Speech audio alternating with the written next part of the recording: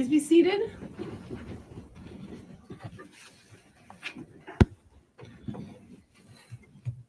Whenever you're ready. Thank you.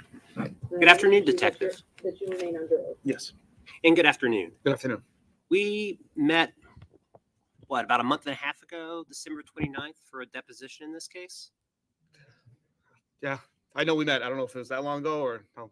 My Time time's- does move pretty quickly Yeah. sometimes. But so in any event, I'll just be asking you many of the same questions that I asked you then. And I just want to begin by asking you about the experience with Blue Star you had up to that day of January 1st, 2022, when you processed the Chrysler Sebring, or began rather the processing of the Chrysler Sebring. Up to that point, approximately how many times had you previously professionally used Blue Star for processing?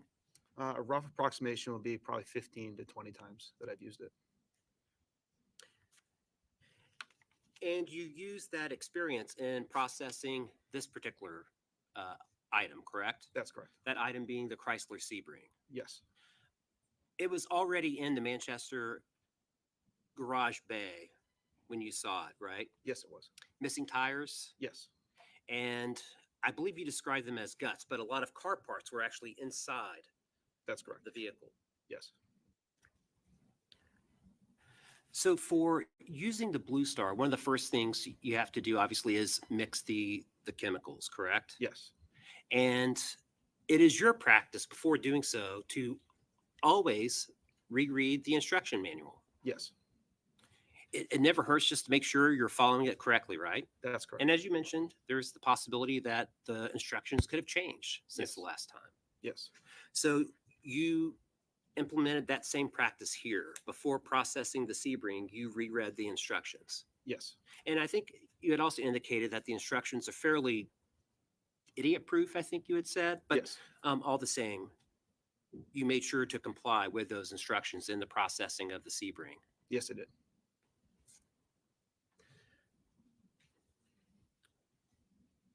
You applied. Well, let me just back up.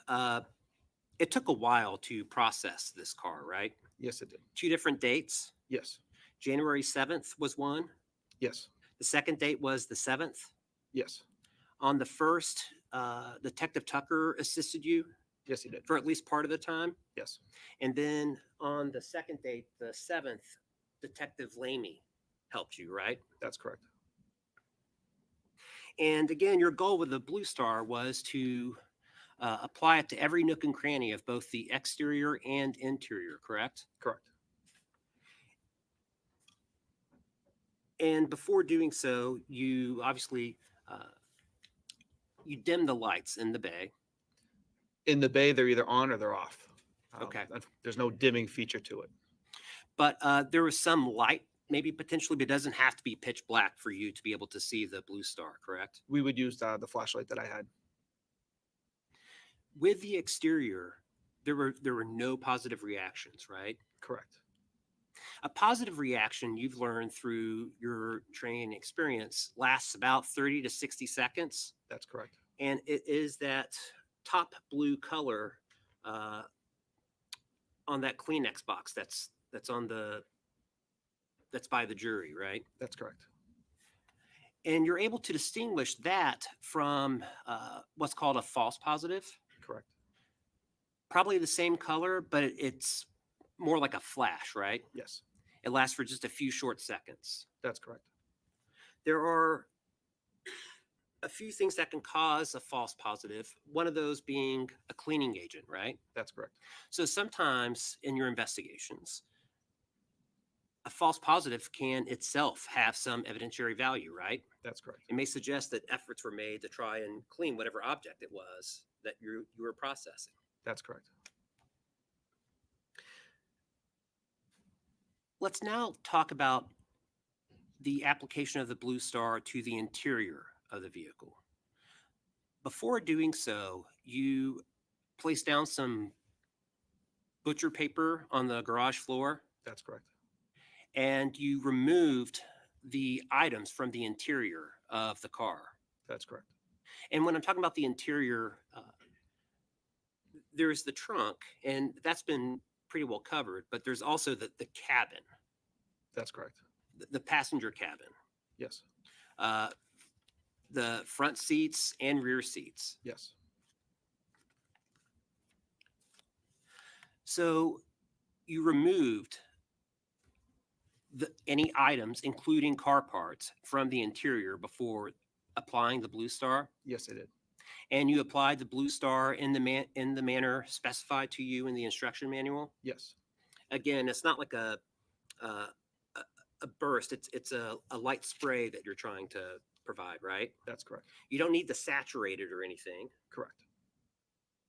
but you want to make sure that you apply that mist over the entirety of the vehicle That's correct. and the interior. Yes. This would include the steering column, Yes. center console, Yes. driver's seat, Yes. all the seats for that matter. Yes. And that's what you did. Yes. And there was no positive reaction. That's correct. No positive reaction on the steering column, Correct. steering wheel, Correct. driver's seat, Correct. the entirety of the passenger seat, Correct. or the center console. That's correct. And that's what you documented in your report. Yes. A report which was later provided as discovery. Yes.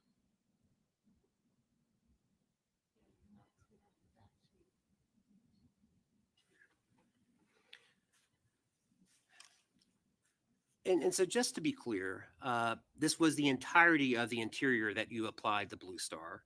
Yes. That would include not just the front passenger cabin, but the entirety of the rear passenger cabin. Yes. That would include all of the rear seats. Yes.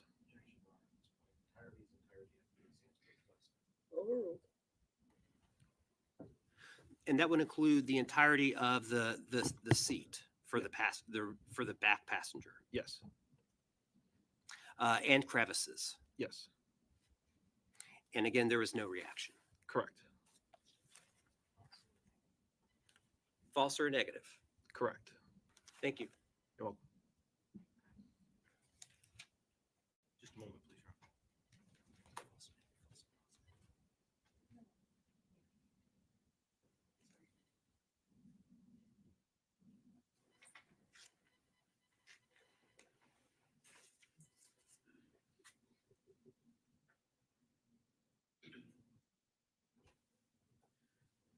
No further questions.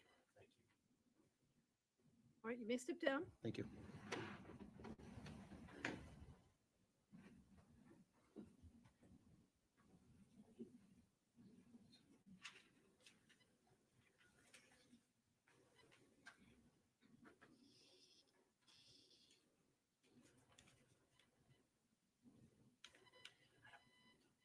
I don't want to have him totally excused.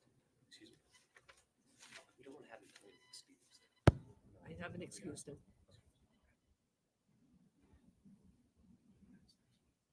Your Honor, the state calls Anthony Figueroa.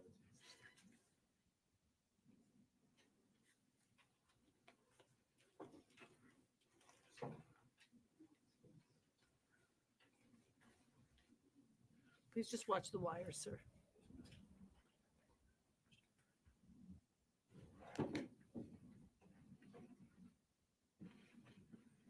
And Mr. Figueroa, you can just remain standing and Sure. raise your right hand. Sure. Do you swear that the testimony that you're about to provide this jury will be the truth and the whole truth under the pains and penalties of perjury? Sure, yes, sir. Have a seat and make yourself comfortable. There's some water ready for you. Thank you.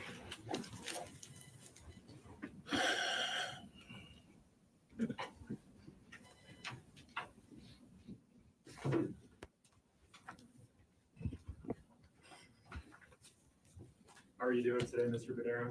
All right.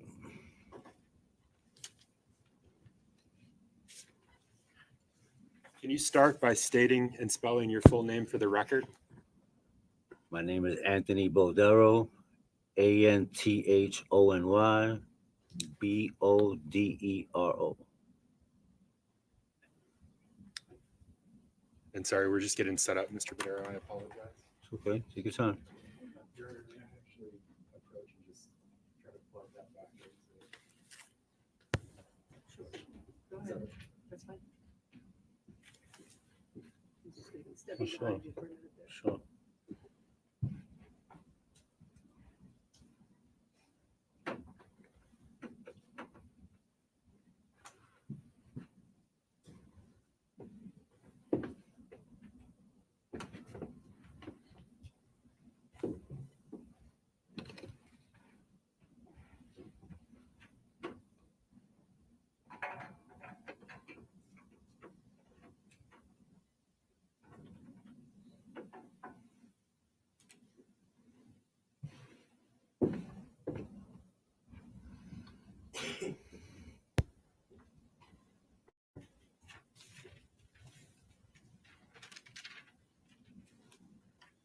Mr. Badero, what's your date of birth?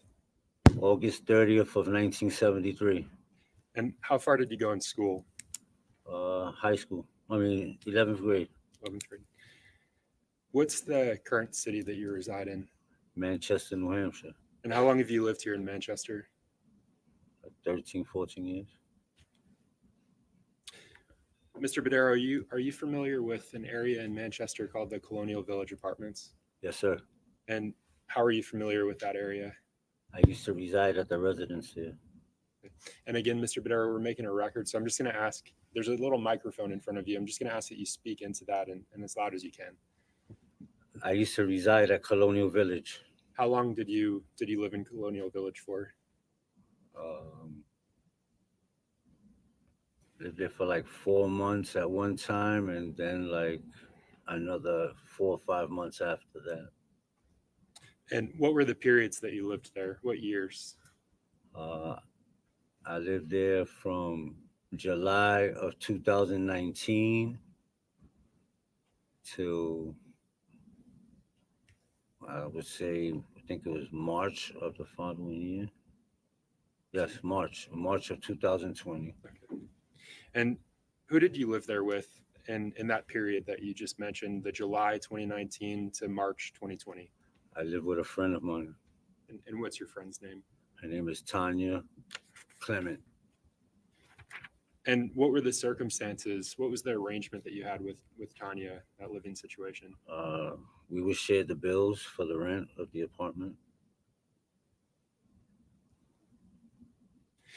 While you were living there during that period that we're discussing, so not the later time, but the July to March, did you own a vehicle? Yes, sir. And can you tell these jurors what kind of vehicle you owned? I believe it was a 2004 Audi S4 in blue.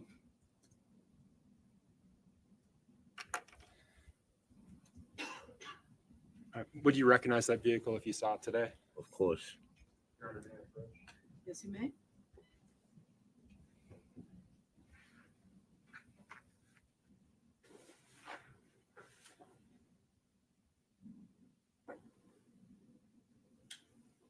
So, Mr. Badero, I'm showing you what's been marked for identification as State's Exhibit 22.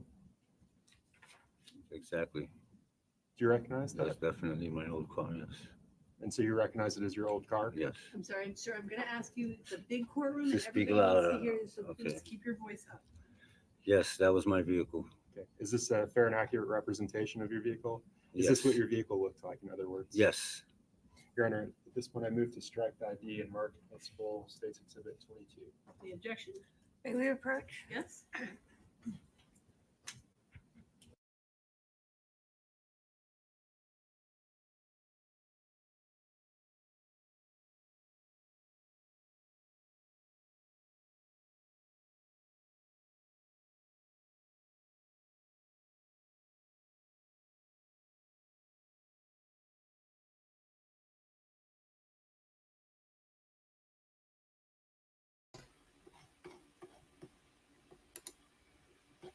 Hello, how you doing? I like your name.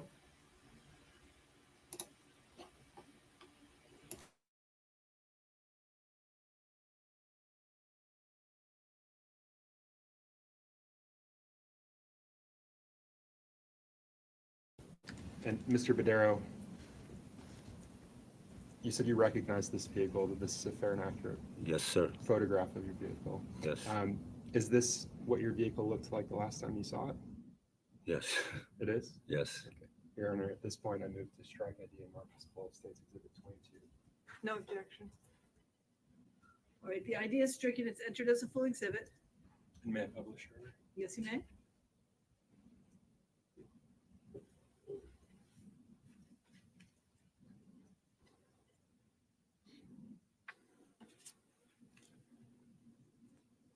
So, Mr. Badero, that exhibit that I just handed you, the photo of your car, I put it up on the screen behind you. Can you take a look at that for a moment? And can you tell these jurors what that image is of? What the images of? Yes. My vehicle. And I think you said the last time you saw it, that's what the vehicle looked like. Yeah. What Yes. happened to your vehicle after you left the Colonial Village apartments? It was sitting for about 2 years at my in-laws. Why was it sitting at your in-laws for 2 And years? I could not get it started.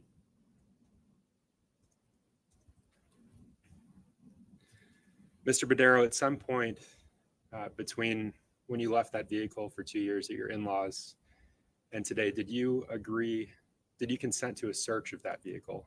Yes. And was that with the Manchester Police Department? Yes.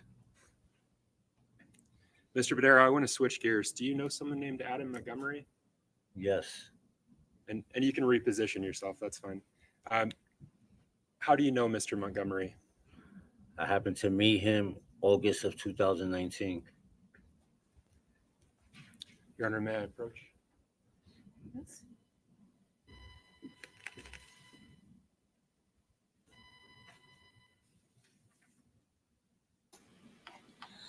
Hi, Mark. Mr. Haven't seen you Badero, for a while. admitted How are on you? States Exhibit 101. Do you recognize the individual that's depicted in this photo?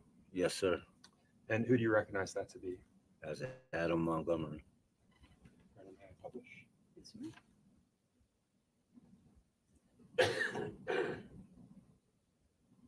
And Mr. Badero, is this the same Adam Montgomery that you That's fine. that you met in August of 2019? Yes, sir. How often would you interact with Mr. Montgomery back in 2019? I saw him maybe every few days or something like that. How about Kayla Montgomery? Do you know someone named Kayla Montgomery? Yes, sir. And how do you know her? I happened to meet her in 2013. 2013? Yes.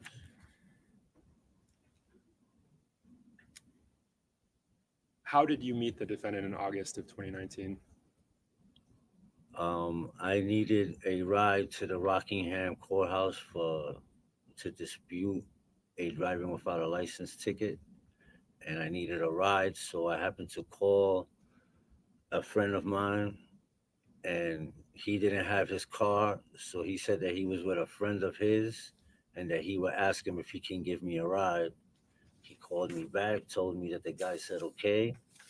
Then him and Adam Montgomery came to pick me up to take me to court. And when they arrived with 3 children, with Harmony and the 2 boys. And you mentioned Harmony and 2 boys. Did you see those 3 children after that event? Yes. Let's talk about when did you last see Harmony? The last time I saw Harmony was the second and last time I ever saw her, and that was about 3 weeks to a month later after the August incident. I saw her with them where they resided at. Mr. Badero, I want to switch gears with you again. Have you ever been convicted of a felony drug charge? Yes, sir. Were you in fact convicted of felony drug possession in 2014? 14. I think so, yes. How about in 2016? Yes. How about in 2019? No.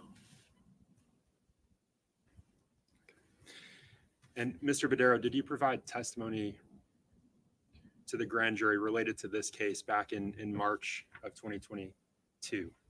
So March 21st of 2022. I believe, yes, sir. And do you remember being asked in that grand jury proceeding whether or not you sold drugs to the defendant back in 2019? Yes, sir. Did you provide an honest answer to that question? No, I did not. During that grand jury testimony, were you given any type of immunity before you were asked the questions No. about drugs?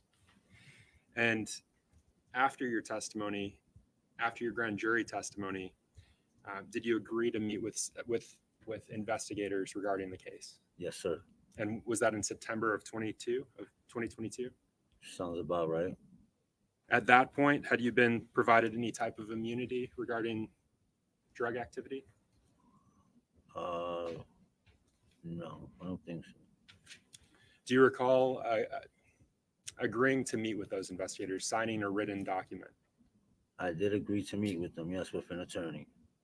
Did you have an understanding about how your statements could be used, whether they could be used against you? Yes, What was your understanding of that? that they would not use it against me as long as I told the truth. And you mentioned having an attorney. Yes, Is that attorney here with you today? yes, sir.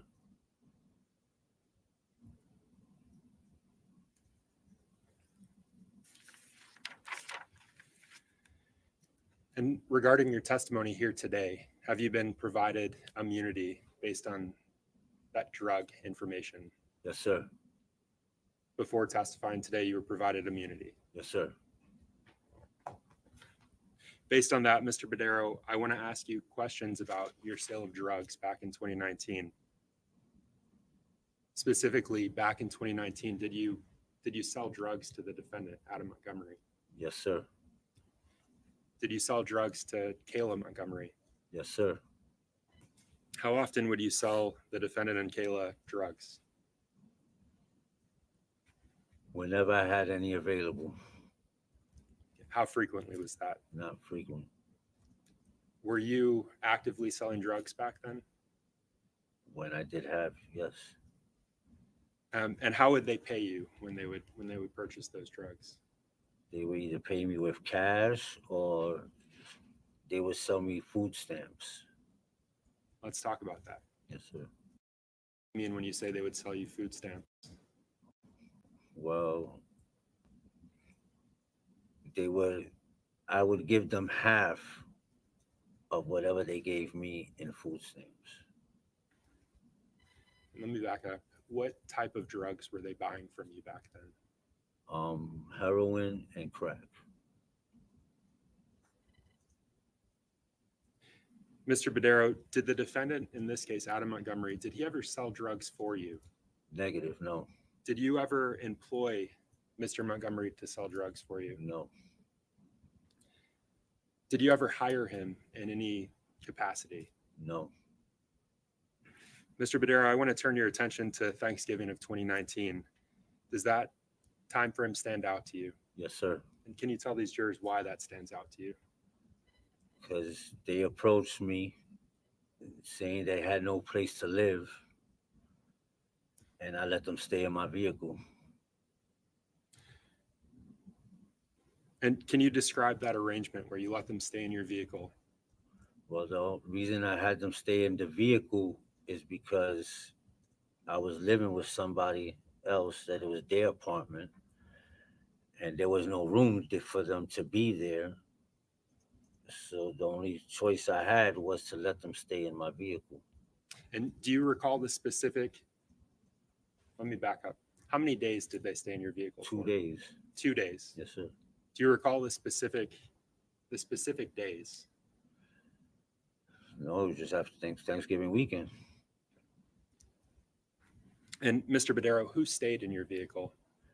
Adam, Kayla, and the 2 boys. Earlier, you mentioned Adam's third child, Harmony. Yes. Where was Harmony during that time where you let them stay in their vehicle, in your vehicle? I do not know. Was she with them? No. Did you see her at any point during that period where they were staying in your vehicle? No, sir. And do you recall how they came to be living in your vehicle? What was, can you tell the jurors what that conversation was like? Well, from what I recall, they gave me a call and told me they had no place to go. They came to where I was staying at. I let them upstairs. We talked, and I told them, I was like, I could let you stay in my car, but I can't let you stay here because this is not my apartment. That was the arrangement. The car that you allowed them to stay in, was that the same car that I showed you an image of Yes, just sir. moments ago?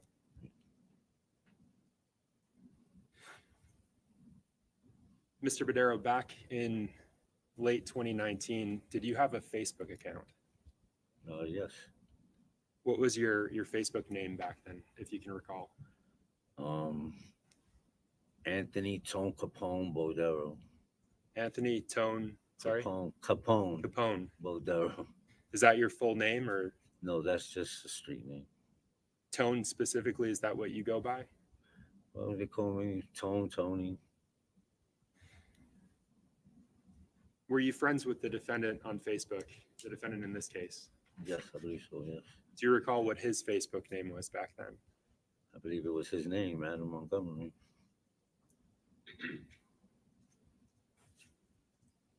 How often would you communicate back then, late 2019? How often would you communicate with the defendant? I don't remember, sir.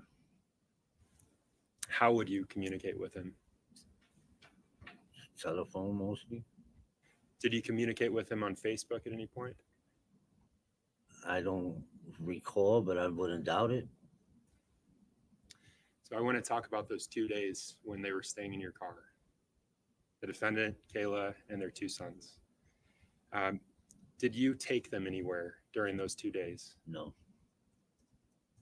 Do you think that seeing your Facebook messages might refresh your recollection regarding whether or not you took them somewhere? I guess. Your Honor, may I approach? Yes, you may.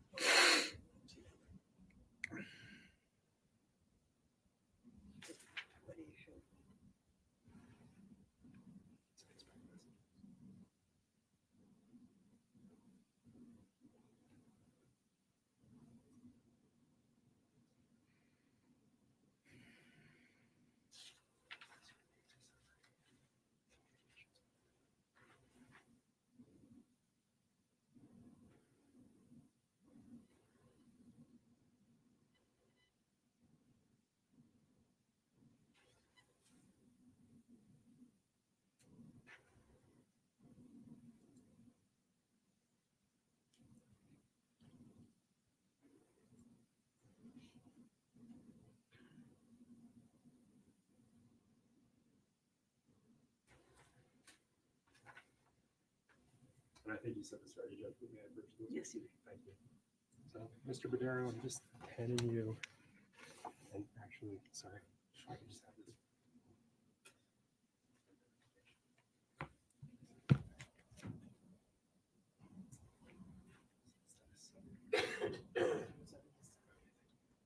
So, Mr. Badero, I'm showing you it's been marked for identification as State's Exhibit 107.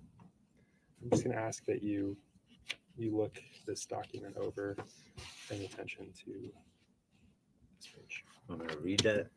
To yourself, The whole thing, or just or this page. that page to yourself, and then just look up to your back.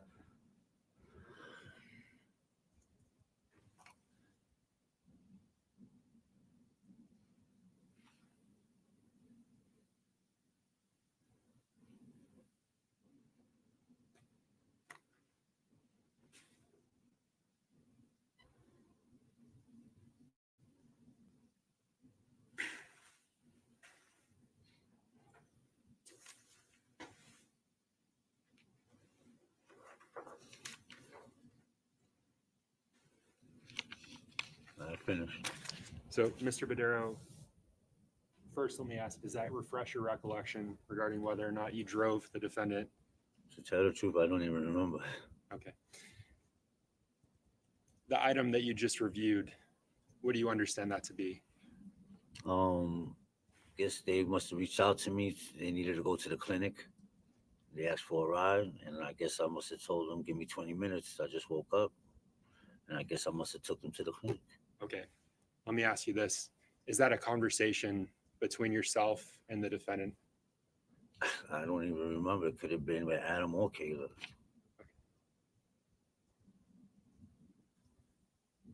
Mr. Badero, as part of your involvement with this case, did you provide consent for officers to search your Facebook account? Yes.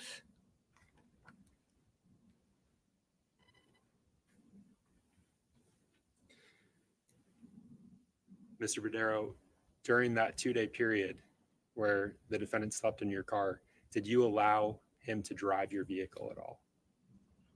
I don't think so. I wouldn't let nobody drive my car.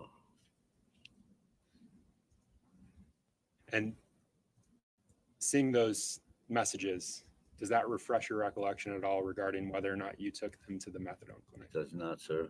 And do you recall specifically having those communications with the defendant? No, I do not.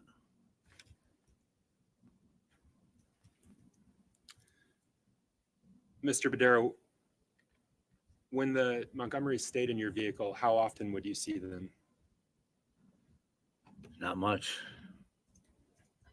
What does not much mean? Like, I was upstairs in my apartment with my wife, and I hardly went outside. Mr. Badero, do you recall sitting down with investigators and talking to them about that period of time? Yes. Do you recall telling them specifically that you rarely saw the defendant and Kayla during that period? I rarely saw them. But I wasn't checking on them. Were you aware of their living situation prior to them living in your car? Not sure. Just I know they told me they had no place to go, and that's why I let them stay in the car. And at that time, were you aware of where they had been living immediately before then? I don't recall. Do you recall whether they were staying in their own vehicle prior to using yours? No, I don't.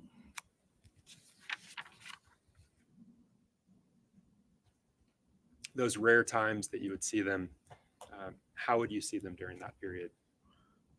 They would come see me. After I served them, they would leave. And when you say they would come see me, is that the defendant and Kayla, or is that someone else? They either came together or separate. Do you recall telling those investigators that they were always together? Yeah, they were always together.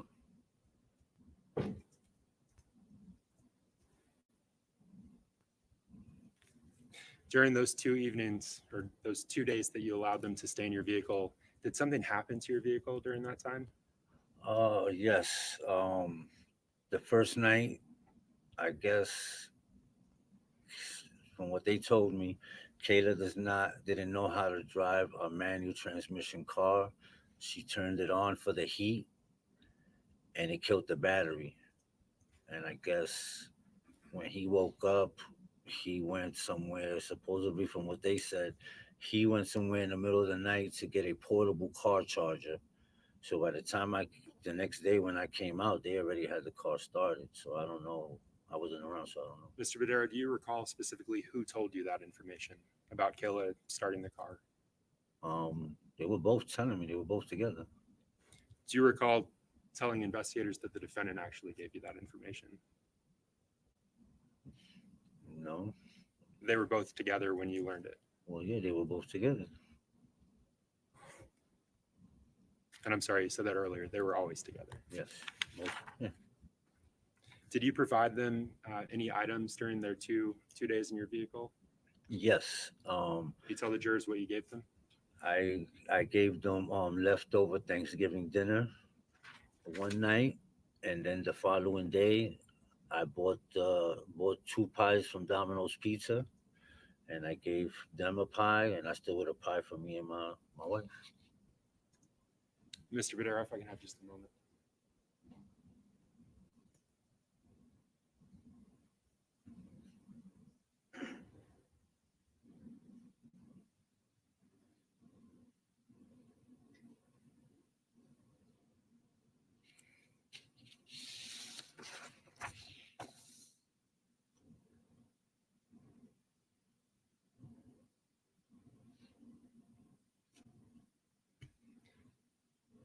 Just brief follow-up, Mr. Badero. You mentioned seeing where the defendant resided. Can you tell the jurors where that was? I always forget the name of this where it's at, but I went there one time to bring them some food. Okay. Was it a house, an apartment, something Yes, else? it was a house.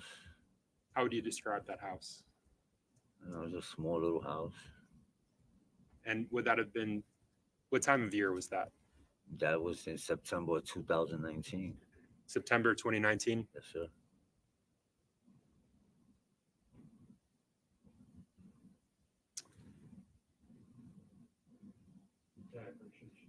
Yes. Mr. Badero, would you recognize that house if you saw it again today? Yes.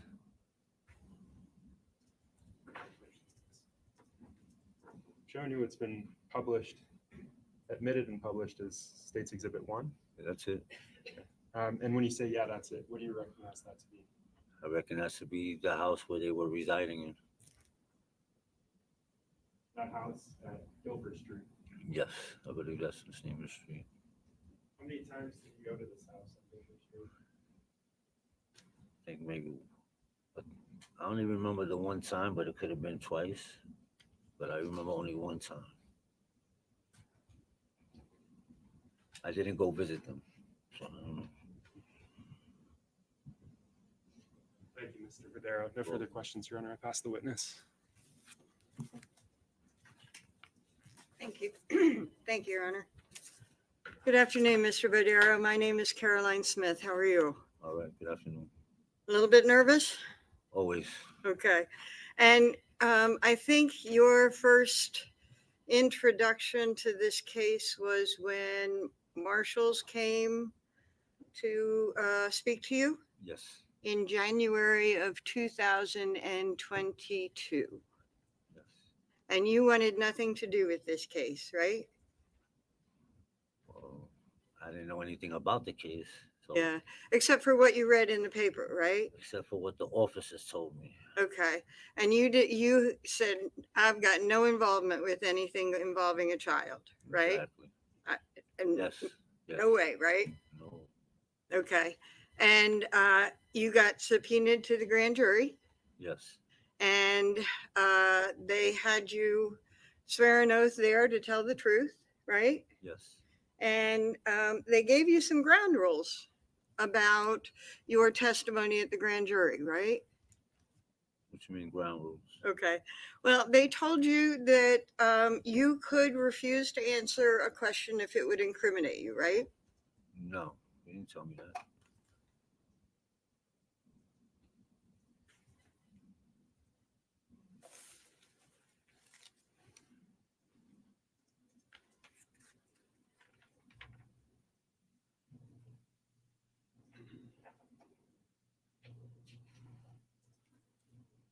They told you you had the right to be represented by an attorney, right?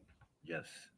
And that you had the right to refuse any answer in the grand jury, but only if that answer would incriminate you. Do you remember that? I don't remember that, no. Okay. Let me show you a copy of a transcript of your grand jury, okay? Sure. So first of all, that was a long time ago, right? Yes. And does March 21 of 2022 sound about right? Yes. Okay.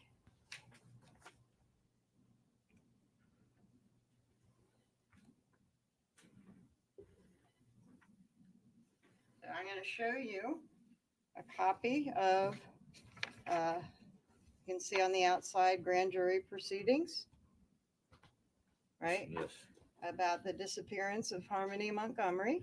Yes. And you were sworn in at the beginning of the grand jury, right? Yes. And I want you to go through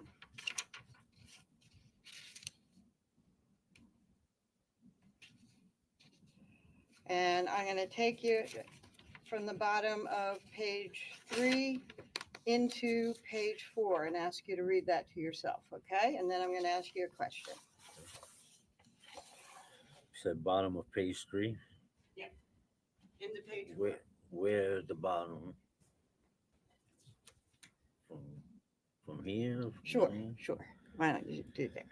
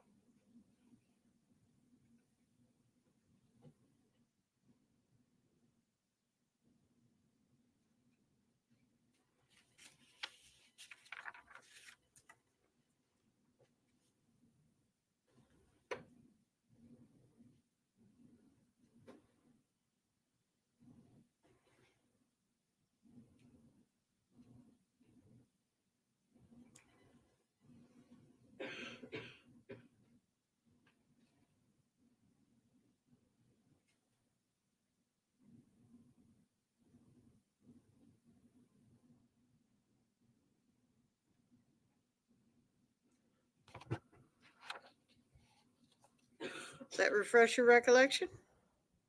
No. Okay. In the transcript to the grand jury, well, while you were in the grand jury, you were advised that you had the right to refuse to answer a question if it might incriminate you, right? From what it says here, yes, I guess. I just don't remember. Okay, that's fine. And it says that, yes, you understood, right? Yes. So, you also said you lied to the grand jury, right? Yes. Okay. And being advised that you had the right to refuse to answer a question or you had the right to an attorney, you chose to lie under oath. I didn't know that I was going to need an attorney. Okay. So I agreed to answer their questions. So, You know I'm on something. Jason.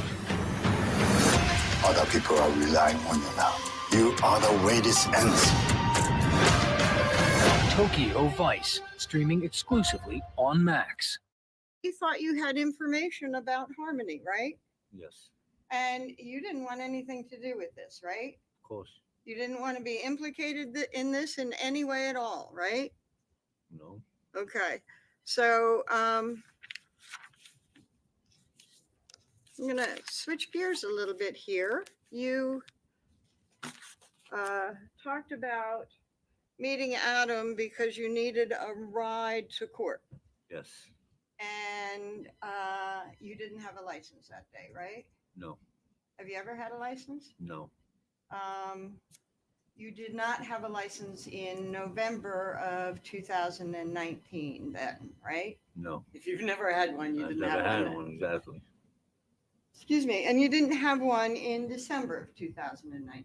No. Okay. And you talked about your prior convictions, and one of the prior convictions I think that you said was possession of a controlled drug from 2018. Yes. And that was actually possession with intent to sell, right? Or dispense. I guess. I don't remember. I don't recall. Okay. If I showed you a copy of the record of that conviction, would that help refresh your recollection? Maybe. Okay.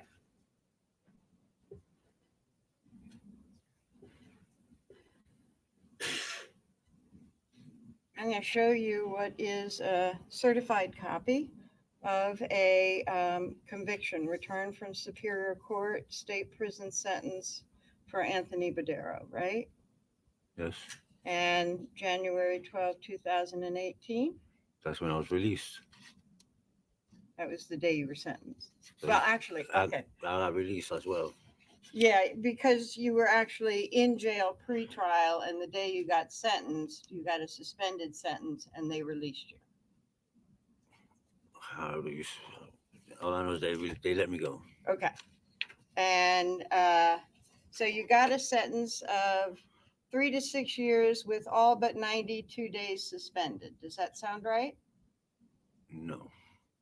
I believe it was the 92 whatever days time served, and then suspended time after. Right. Okay. I may have said it wrong because I You have did. gotten a little bit tired. Okay. So it was 3 to 6 years as a sentence. All of that was suspended except for the 92 days that you had already served. Yes. So when you mean you got released, you were held on bail before the conviction, and the day you got sentenced, you were let out. Well, they picked me up from a state prison. I did a bit in a state prison. They picked me up. I did 92 days here in Valley Street, and then I got released. Gotcha. Okay. And so then you had a suspended sentence hanging over your head of Yes. 3 to 6 minus that 92 days. Yes, yes. Okay. And that was suspended for 3 years. Yes. Okay. And then in November 22nd, 2019, you got another drug charge, No. drug conviction, sorry. No. Say that again. When? November 22nd, 2019, you got Possibly. convicted on another charge. No, Okay. Yes. that's wrong.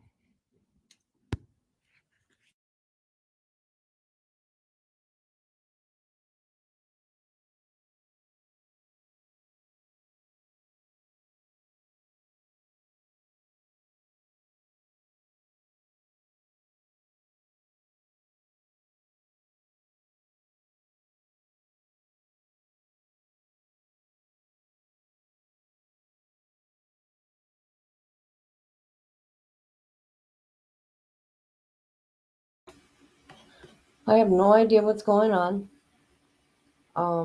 Sounds like he sold drugs to them. You don't want to be there. I'm glad he is. It's about a little girl. Go ahead, Attorney Smith, go ahead. So I think I was going to show you another certified copy of another conviction, okay? I can show you return from Superior Court, Anthony Badero, sentence November 22nd, 2019.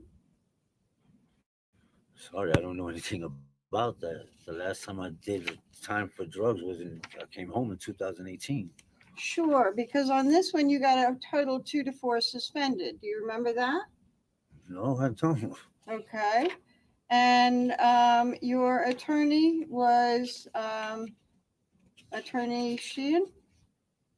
Yeah, that was from the old case. That's not. I have it confused. Okay. It can't be 2019 because I never got caught with drugs anything after 2018. Okay. So let's take a look at this. On June 24, 2019, you were driving without a valid license, right? That yes. And while you were driving without a valid license, they found drugs in your car. No. Basis? No.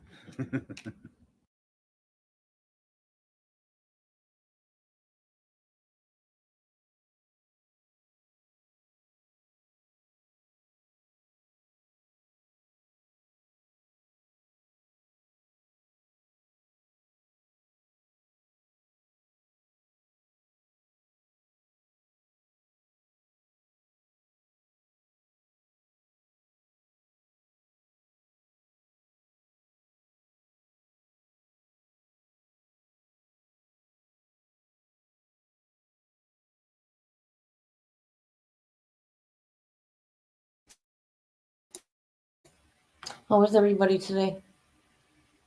Anybody?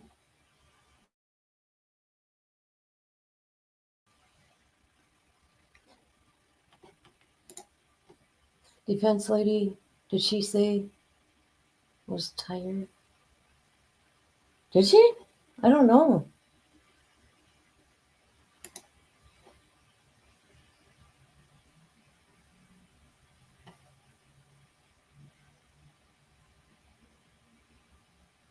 See, I don't care about these kind of snitches.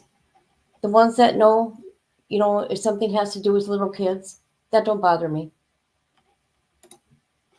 Miss Barbara, I have missed you so much.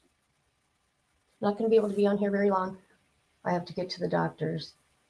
Okay, well, let me know how it goes. I'll be live probably until 5 o'clock our time, Central, and then we're going to go live later. Okay? Because I found some documents. Love you too.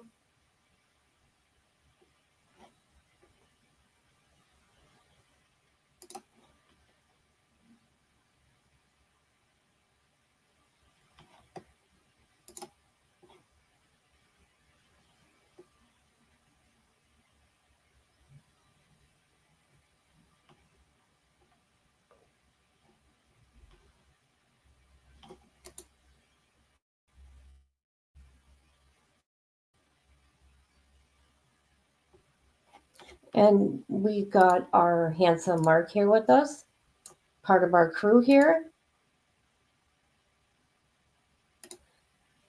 We got the wonderful Truth that talks common sense when I don't. And then I got my Facebook crew. So,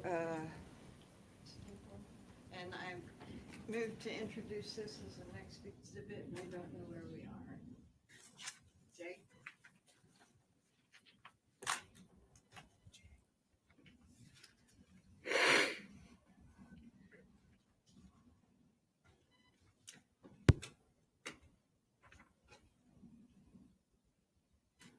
Mr. Badero? Yes. Okay, by the way, you have some stuff here that maybe we'll take away because I'll focus on something else now, okay? Well, So I have in front of me what's been marked as a full exhibit, a certified copy of your conviction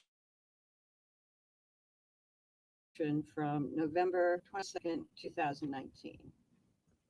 And we went over that first page. Yes. That's okay. So I'm going to go over the second page. And that second page is the sentence that you got on that conviction, right? I see what you have there, but that's not what it was for. I got caught driving without a license. Okay. And you got, according to this document, you got a sentence of 2 to 4 years, suspended for 3 years, right? Yes. That means that 2 to 4 years you don't spend in jail or prison, it hangs over your head for 3 years. Yes. With conditions that you stay arrest free and commit no new crimes and stuff like that, right? Yes. And another conviction was that you got a LADAC evaluation and within 60 days provide proof to the state, right? What's LADAC? Drug and alcohol evaluation. Do you remember that? Kind of. Okay.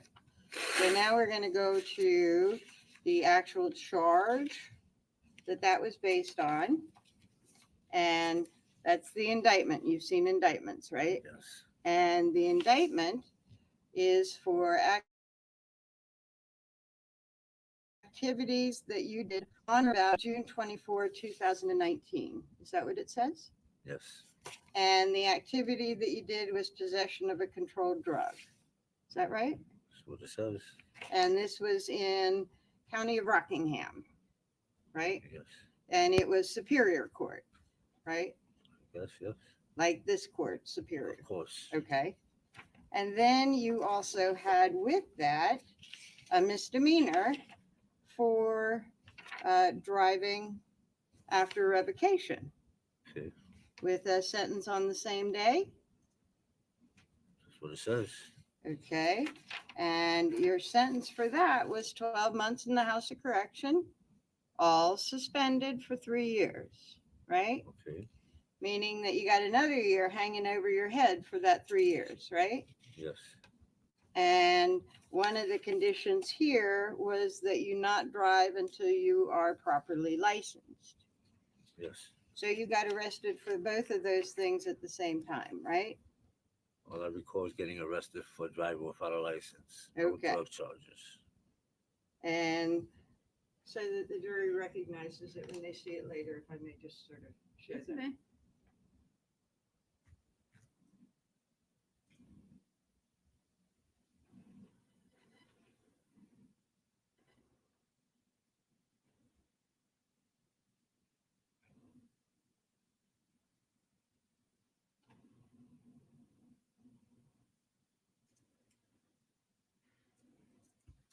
Your Honor, just to clarify, the defense is asking ID be stricken needs to be marked full. The state has no objection. Oh, I thought it went in as full. It did at the bench conference. I indicated that it was full, so.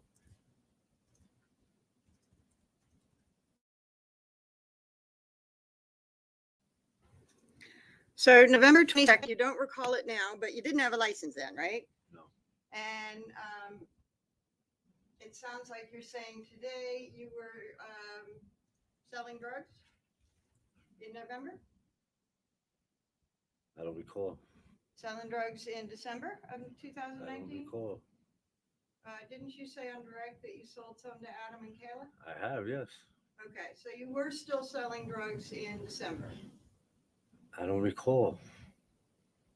So when you were telling the state that you sold drugs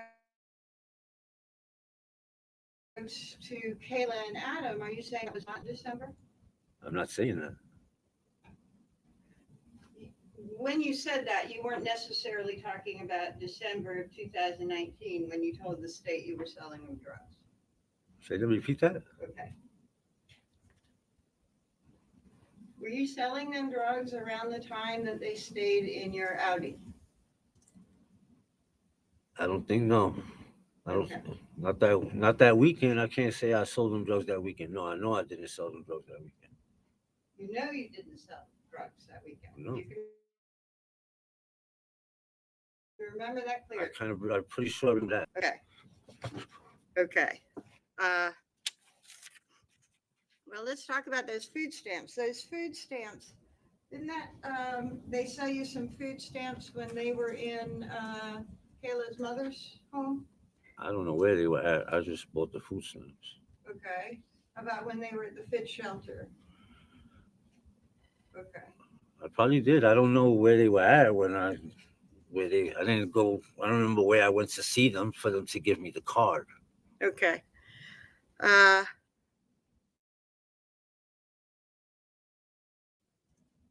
Your Audi had a clutch, right? Yes.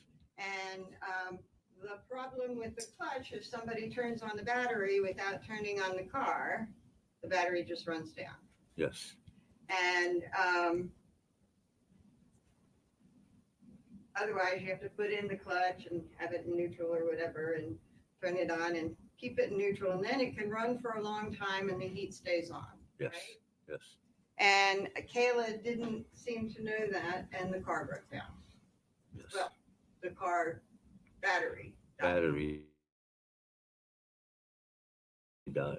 Okay. And okay. You said that the picture of your car was in this same condition and it states exhibit for ID 22. Is it stricken? It's fine. I would agree if it wasn't. Was in the same condition as the last time you saw it, right? Yes. Because the last time you saw it, it had been sitting for a while. It was worse. It was worse. Okay. But when you had it at Colonial Village, it was in good condition. Yes. It was in real good condition. Very good condition. And you like to drive it around. I mean, I drove it, yes, not drive around. Okay. And you kept it in good condition. Yes. You took care of it, right? Yes. And in November, late November, you had just been convicted of a crime You had a suspended sentence on your head, and you didn't want to be caught driving that car without a license again, right? True. So you had other people help you drive.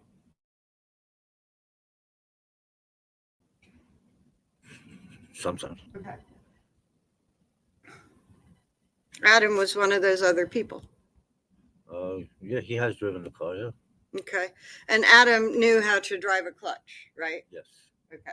Because and your clutch, because he had driven that car.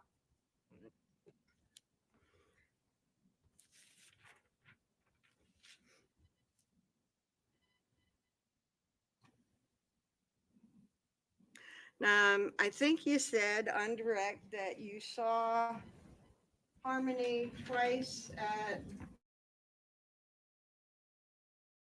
Guilford Avenue. No, time right for Avenue. And what was the other time? Before that, the day he took me to court in August. Oh, so she was in the car. Yes. Okay. And with the boys. Yes. And at Guilford Avenue, she was there and playing with the boys. Yes. And you said that Kayla and Adam needed a place to stay Thanksgiving weekend. Yes. And when they came and told you that they needed a place to stay, you said that you would let them stay in your car for 2 nights. I didn't specifically say 2 nights. I said they can stay in my vehicle, but they happen to only stay 2 nights. Okay. 2 days, 2 whole days. Okay. And one of those nights it ran out, the battery got drained. From what they say, the first night, yes. Okay. And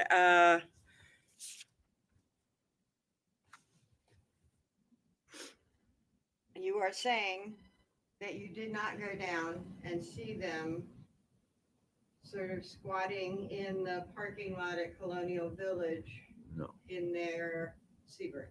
No, I did not. And you are saying that you did not go down a daily or every other day basis to connect with the family and see Harmony and wave to her. No. And you are saying that Harmony did not wave to you during that time. I didn't see they didn't have Harmony with them. Pardon? They did not have Harmony with them Okay. when they came to see me. On those 2 days or before those 2 days? It depends when you're talking about. Okay. Did you ever, are you saying you did sometimes go down to the car to see them? I'm pretty sure I went down a couple of times each day, Okay. Okay. but each time they did not have the girl with them. It was Okay. only the boys. And when you were questioned by the police, they actually played a recording of Kayla's statement, right? Yes. And they played a recording of Kayla talking about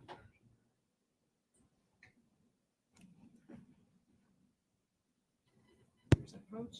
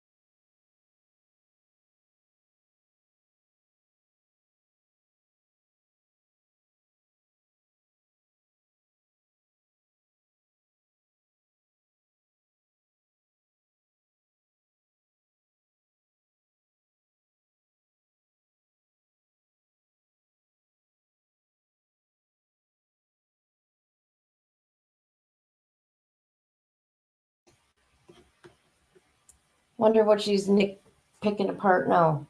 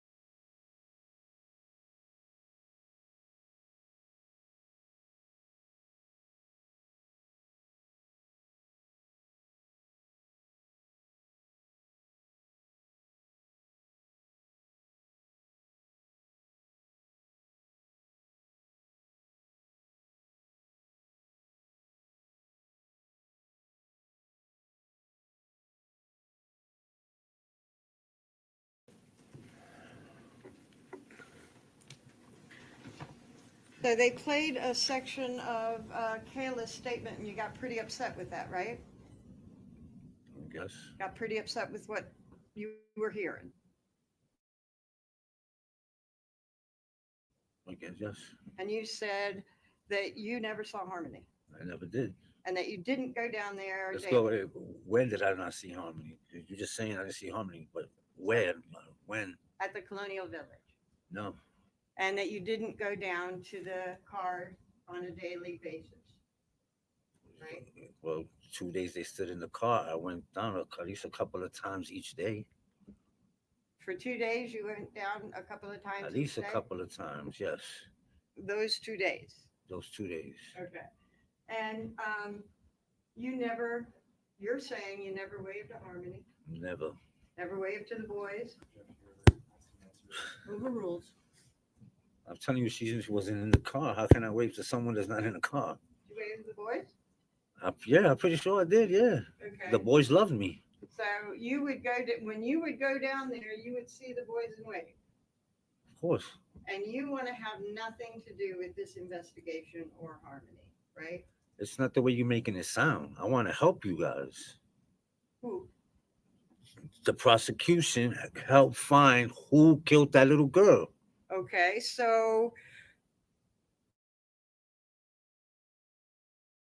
one of the things before they stayed in the car was you drove Adam and Kayla and the kids to get clothes out of their broken down car.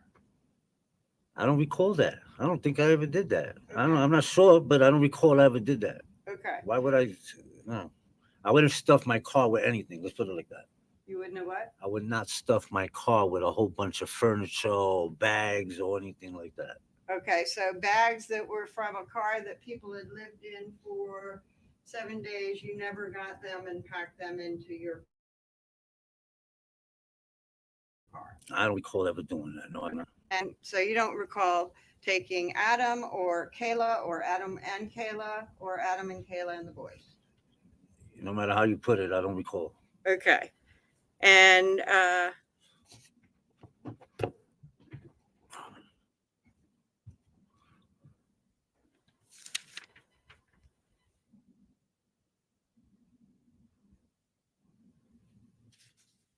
the food that you brought them, you said Thanksgiving leftovers, right? Yes. And then pizza. Yes. And Thanksgiving, if you had them in your car for around the 8th, Thanksgiving was over a week before, right? Well, of course, that would be right. Okay.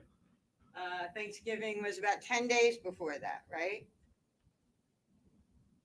I guess. I don't know what you're talking about. And actually, you gave the family Thanksgiving leftovers when they first came to Colonial Village in the Sebring. No. You didn't give them, There was no Sebring. okay. They stood in my car. If they had their Sebring, they would have stood in their own car, wouldn't you think? Okay. And you're saying that they did not park out in Colonial Village for 10 days prior to living in your Sebring.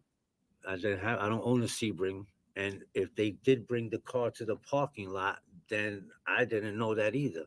Okay. They telling me they have no place to live. I let them stay in my car 2 days. That's And all they stood. They left. I do want to correct. I did say Sebring and I meant the Audi. Okay. So you're saying that you did not see the Sebring in Colonial Village for the 10 days leading up to when they stayed in your Audi. I didn't see the car, no. Okay.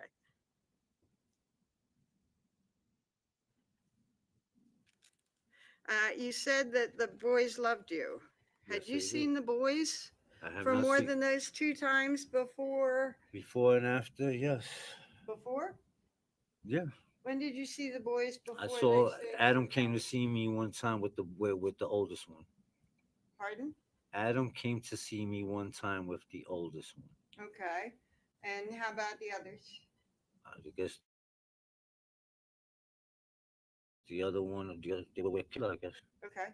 What I'm asking, so now that's 3 times.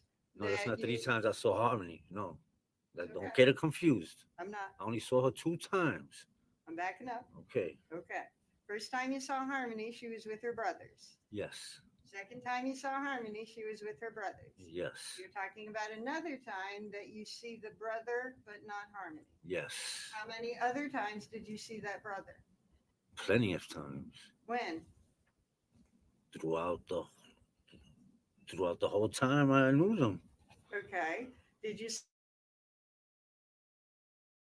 see the boy prior, more than those 3 times that we're talking about? When are you referring to? Before Harmony went missing or after Harmony went missing? I'm trying to get there. Before the 8th.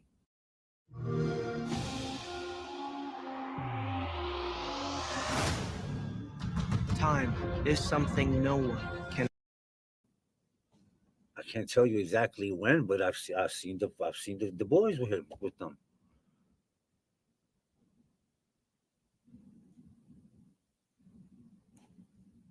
In the 10 days prior to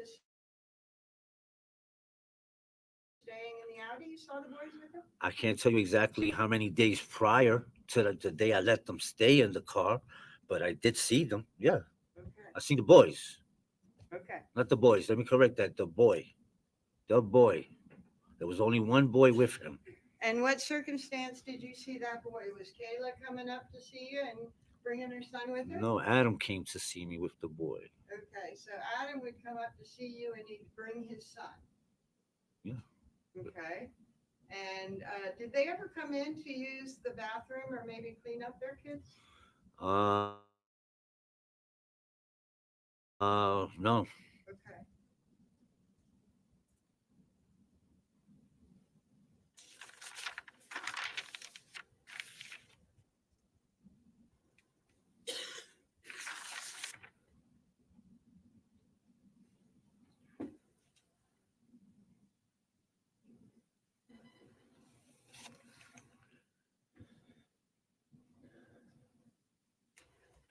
Thank you, Mr. Badera. You're welcome.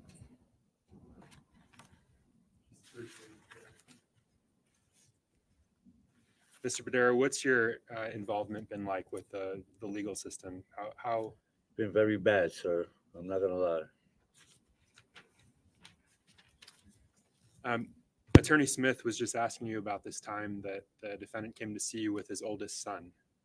Yes. Do you recall when that was?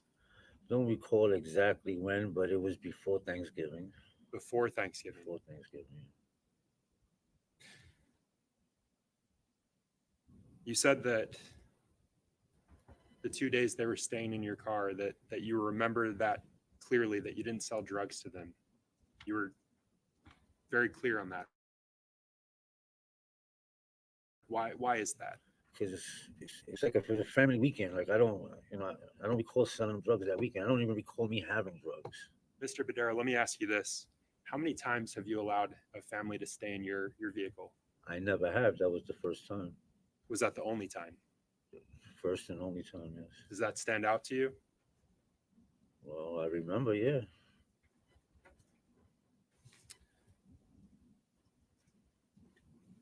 The defense asked you about letting people drive your car. You didn't have a license, Mhm. is my understanding. Is that right? Yes.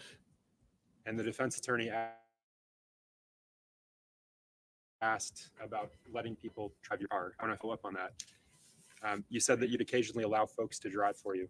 Not really. I would drive myself. I ain't gonna lie. I didn't have a license, but I would drive myself. Do you recall telling investigators that I didn't let anyone drive my car? I didn't let them drive it. Do you recall telling investigators that? I'm pretty sure I did, yeah. The them that you were referring to, is that the defendant and Kayla? But I wouldn't lend them my car if that's what they were. I don't know what y'all really trying to say by that. But I would never have lent them my car. Yeah, I recall a time he drove me somewhere in my own car. Yes, but I've never lent him my car to just be on their own and drive my car. And the time that you're talking about where you lent him your car and let him drive you somewhere, when was that? I don't even recall, sir. Do you recall whether there was snow on the ground, whether it was hot or warm outside? I don't remember any of that.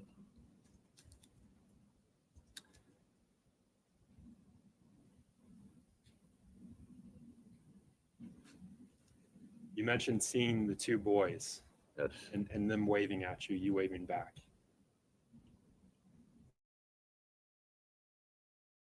Were you referring to the 2 days that the boys were staying in your vehicle, or was that some other time? Actually, that was some other time. I was just, whenever they saw me, they waved to me. They said hi. I would grab them, hug them. I can't recall every time they said they waved to me. That's what all kids do. They say hi.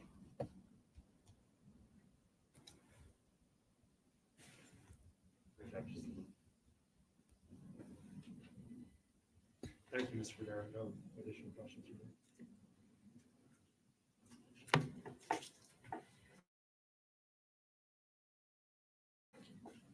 So Adam did drive you around in your car, but you don't recall exactly when. Of course, because it wasn't on a regular basis. But it was more than once. I can't even say that. I don't even recall that. Okay. I'm thinking it was only one time. So. Okay. And when you interacted with the boys, it wasn't just waving. I think you'd say that they came up and Of they would course. hug you. Yes. So it wasn't just a wave from afar. If the kids were around, I will. came up to them and interacted. All the time. Okay. Oh.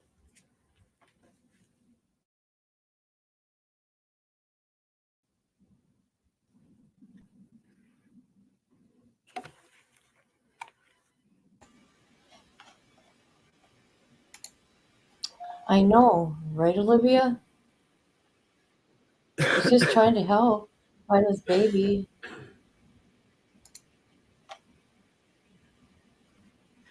No further questions. You may sit down. Thank you, Your Honor. Jeez. Your Honor, this is asking this witness to be excused. Any objection to his being excused?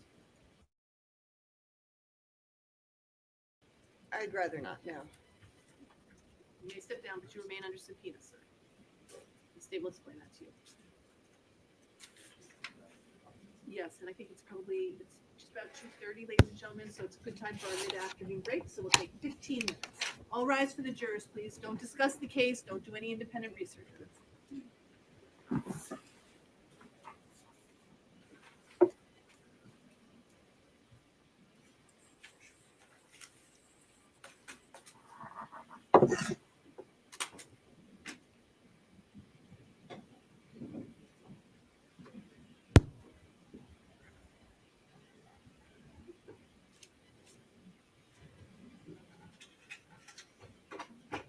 right, take 15 minutes. Please come back a couple minutes before quarter of, please.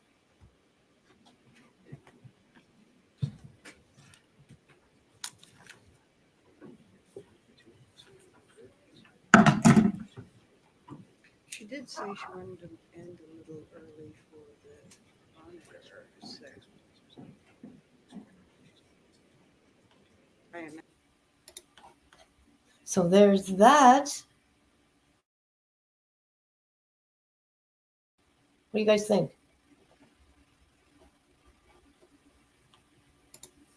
Oh.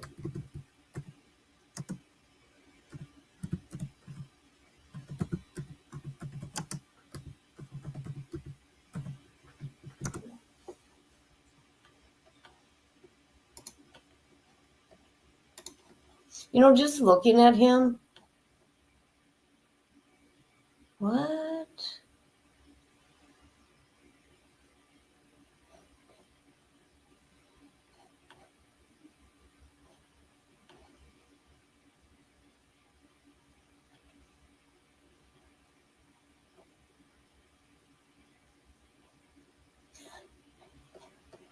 Did you guys see that yesterday? I gotta find it. Where Kayla said that she's still in love with Adam.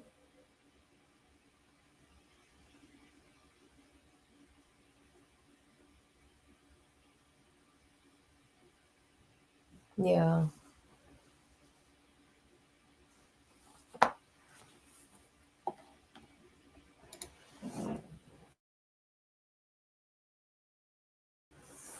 Especially when you hear what he did. That's when I say to myself, God, higher power, whatever, would not let little kids no pain. None of it.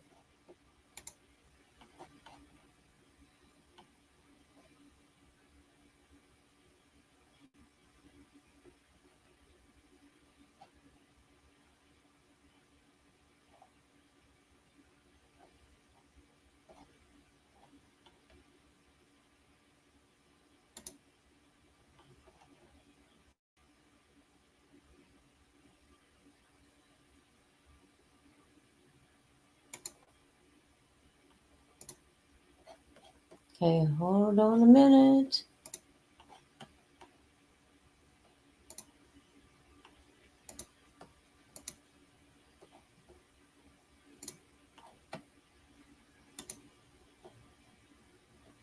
I haven't seen this, so. Adam's first encounter with the cops. What? Adam. This police body cam video obtained by News 9 Investigates was taken on December 31st, 2021, the day Manchester police announced a missing persons investigation for Harmony Montgomery. On top of your head. This was the first interaction between Adam Montgomery and Manchester police after officers located him sleeping in a car in Manchester's Wolf Park. In the video, officers ask Montgomery about his daughter's whereabouts. We just need to find out where she is. That's all I'm concerned about. You're not in any trouble right now that I know of. Okay. We have no warrants. Okay. So, where's your daughter so we can check on her to make sure that she's okay? Right now, I have nothing to say to you guys. Wow.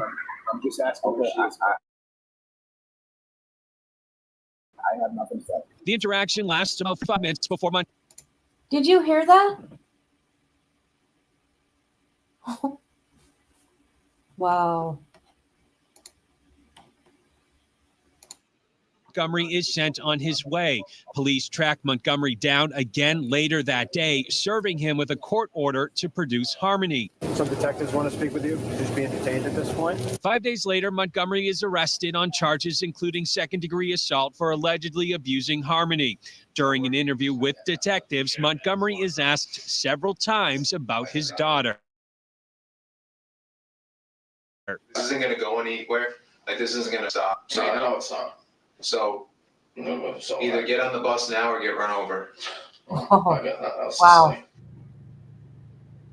And so Montgomery's lawyers argue that he repeatedly told police he did not want to speak with them, but detectives continued to question him, essentially violating his rights. Prosecutors have said that any statements Montgomery gave were done so voluntarily. A judge, by the way, has not decided if these recordings will be used in court. Well, I would like to see the 45 minutes.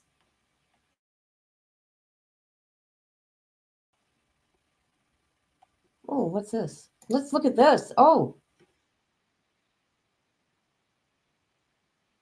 Hold on. Hey, you animal.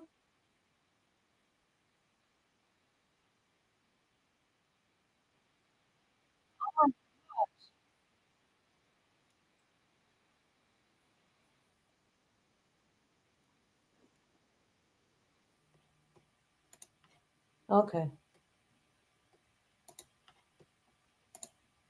I'm going to see what he was up to. They put the camera on him.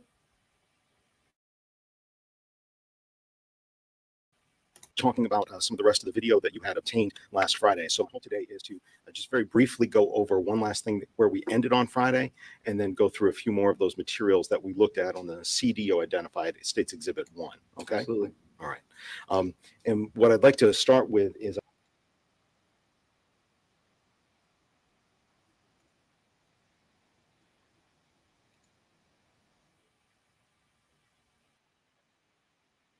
That's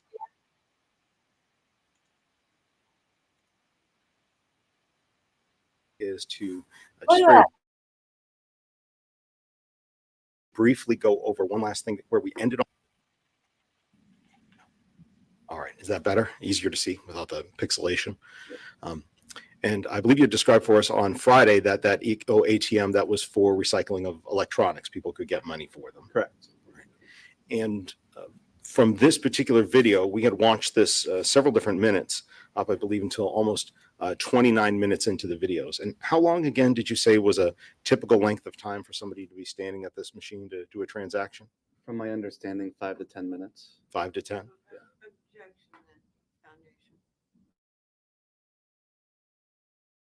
I believe we established that on Friday. Mr. Doe, how long did you work at Walmart again? About 2 years. 2 years. And during that time period, could you estimate how many people you have seen use that machine? Maybe 50. And I have also personally used it myself. How long did it take it when you used it to recycle some of your electronics? I didn't use it to the fullest extent. I just used it to get an estimate of what it would give me. And it was about 5 minutes to 5 just minutes. get the estimate of how much the item was worth. Okay. And for the 50 or so times you've seen other people make those transactions, how long did it take them on average? Like I said, about 5 to 10 minutes, depending on what they were doing. So what I'd like to do, rather than rewatching all this video, the same sections that we saw before, I'm going to fast forward up to 29 minutes and 30 seconds into the video.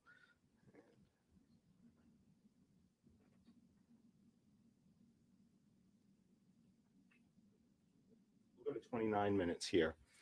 Do we still see the same two young women at the Eco ATM that we talked about on Friday? We do.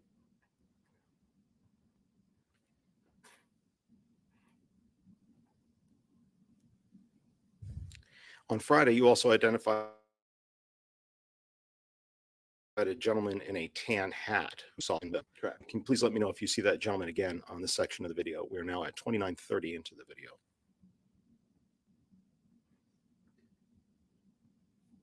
I don't see him currently.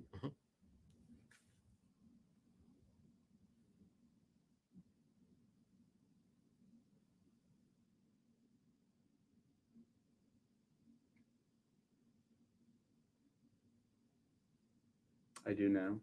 We're at 29:57 into the video.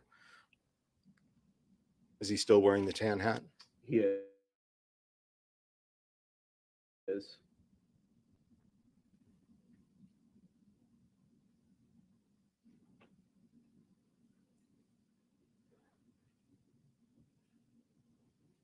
I'd like to have you review this for approximately 1 more minute, and then I'm going to pause it and ask you a few questions, okay? Yep.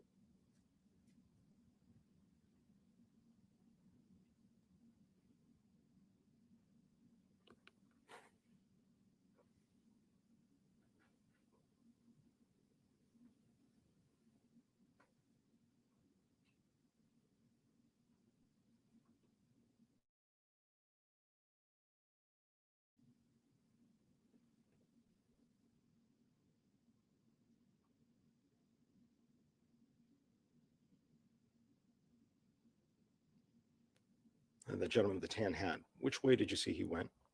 He went towards the general merchandise entrance.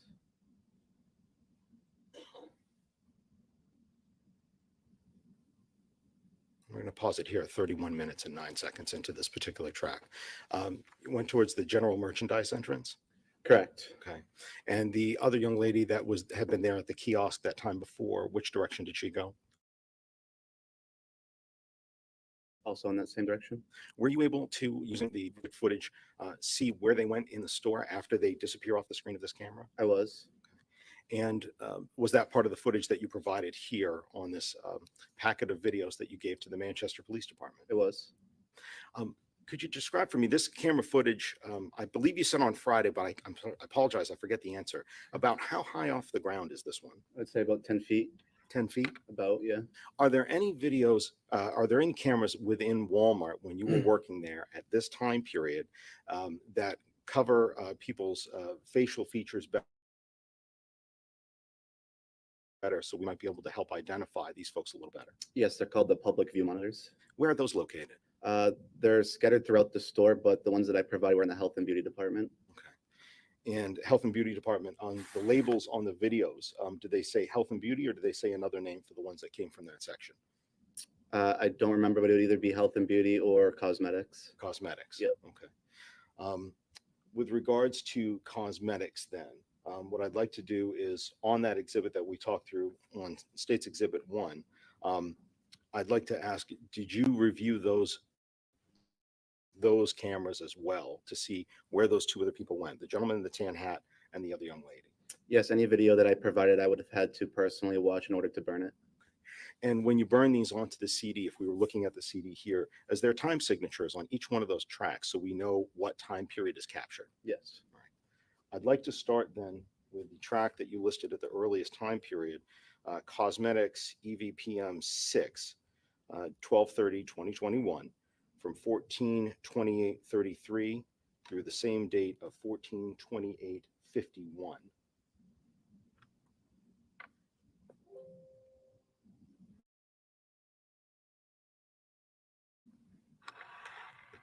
The cosmetic section. Yes, You see that same gentleman in the tan hat. we do. Is that the same young lady with him? Correct. How high are these cameras off the ground? Happy Victory Day, madam.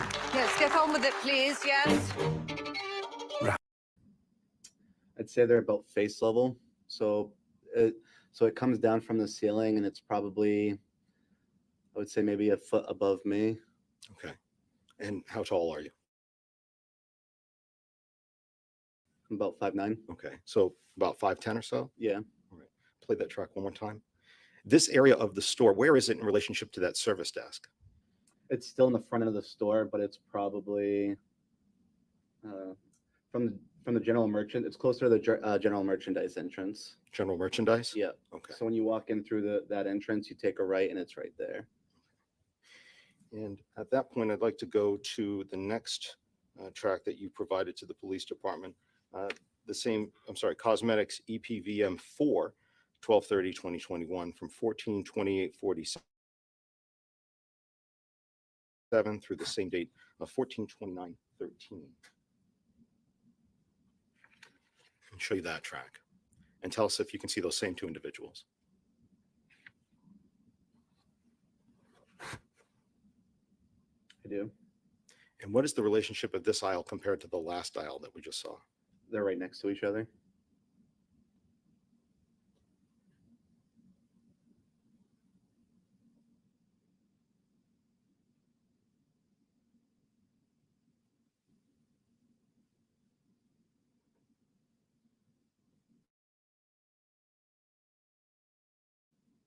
At this point, I'd like to ask you now about the next track that you provided to the Manchester Police Department, track entitled Cosmetics EVPM 6, 12/30/2021, from 14/29/10 through the same date of 14/29/21. Is this the first aisle that we saw from that first cosmetics track? Yes, And do you see the same two individuals here? I do. And I believe you said that that aisle that we just saw is directly next to the one that we saw previously. I believe so, yes.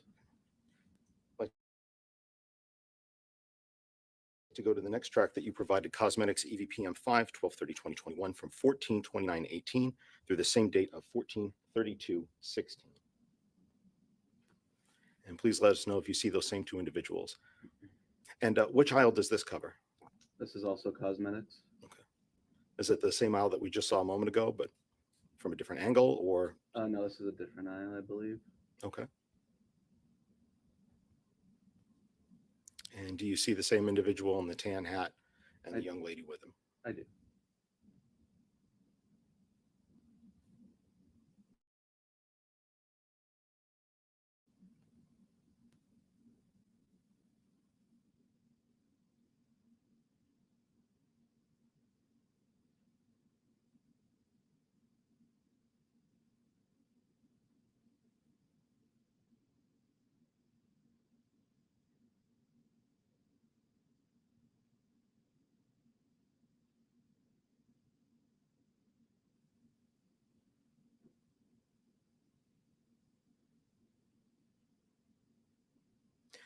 Would you agree with me? It's fair to say that these cameras are much closer to individuals than those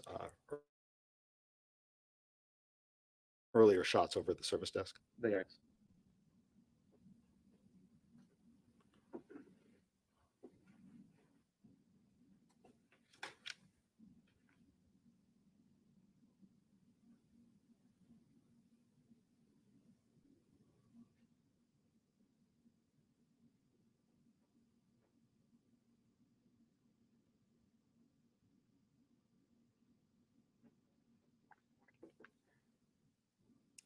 The item that the gentleman in the tan hat seems to have in his hand, were you able to identify what that is?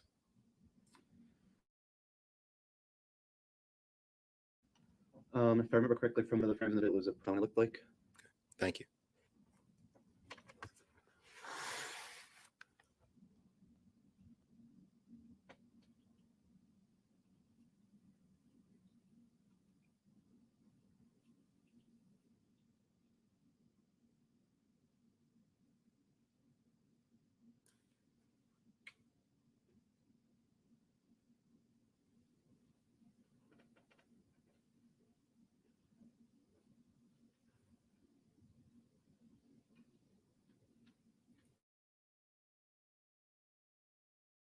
And how long does Walmart hold on to the period of retention on them typically?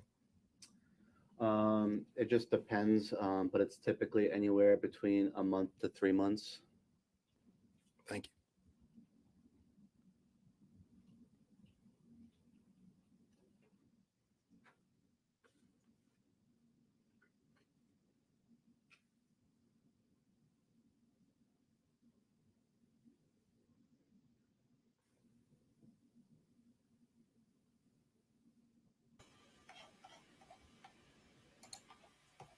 It's like the Garden of Eden.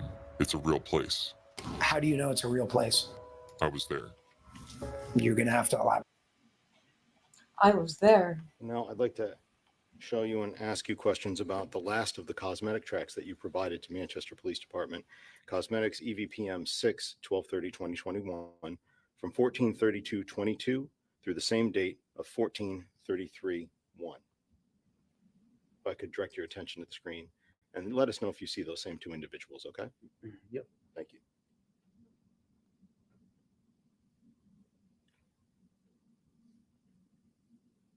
I do.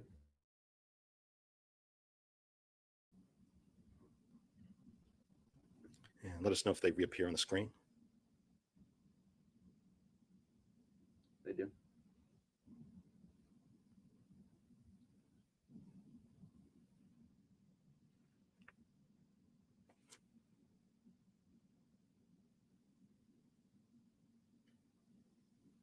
And they appeared again.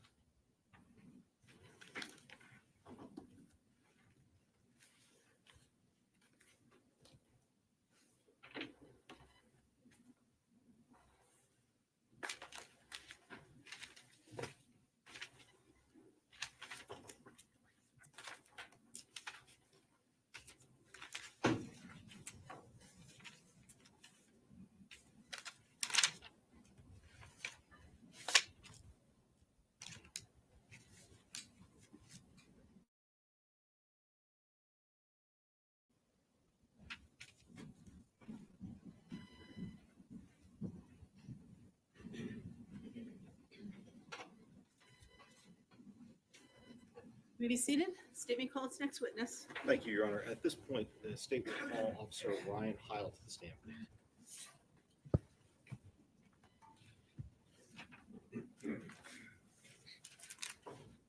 If you would please go right up to the bailiff, watch your foot on the cords over there. Take this case, please.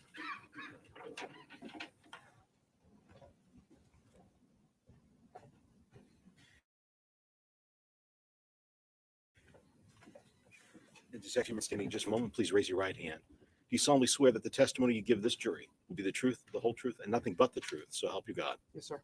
Thank you, sir. Please feel free to have a seat. Since we're being recorded here for the day, would you please state your full name and spell both your first and last name for the record? Ryan Heil, Ryanheile. And Detective Heil, where are you currently employed? The Manchester Police Department. How long have you been working for the Manchester Police Department? Since April 2013. 2013, so Correct. A little over 10 years then. Yes, And let me ask you, are you a full-time certified police officer with them? I am. Did you graduate from the New Hampshire State Police Training Academy? I did. And when did you graduate from there? The summer of 2013. Do you remember your academy class? 151. And let me ask you, in your time at the Manchester Police Department, first of all, did you have any law enforcement experience before you started working at Manchester? I was part-time in Southampton, New Hampshire for about a year prior. For about 1 year? Correct. Okay. Since you've been with Manchester, can you please describe for the jury some of the different patrols that you've been on, different units and assignments that you've had, but basically your different job duties for the department? Okay. So when I graduated until September 2018, I was in patrol. In September 2018, I was assigned to detective. I'm sorry, did you say September or December? September. September 2018. Okay. With regards to that time period of being a detective, what are some of your duties that you do right now? So my specialty is fire related, but I also deal with anything that is adult related. As opposed to what, when you say adult related? So either juvenile or domestic violence. My area is the adult side. Okay. Back in specifically January of 2022, were you working as a to then? I was. Okay. And doing the same sort of crimes involving adults? That is correct.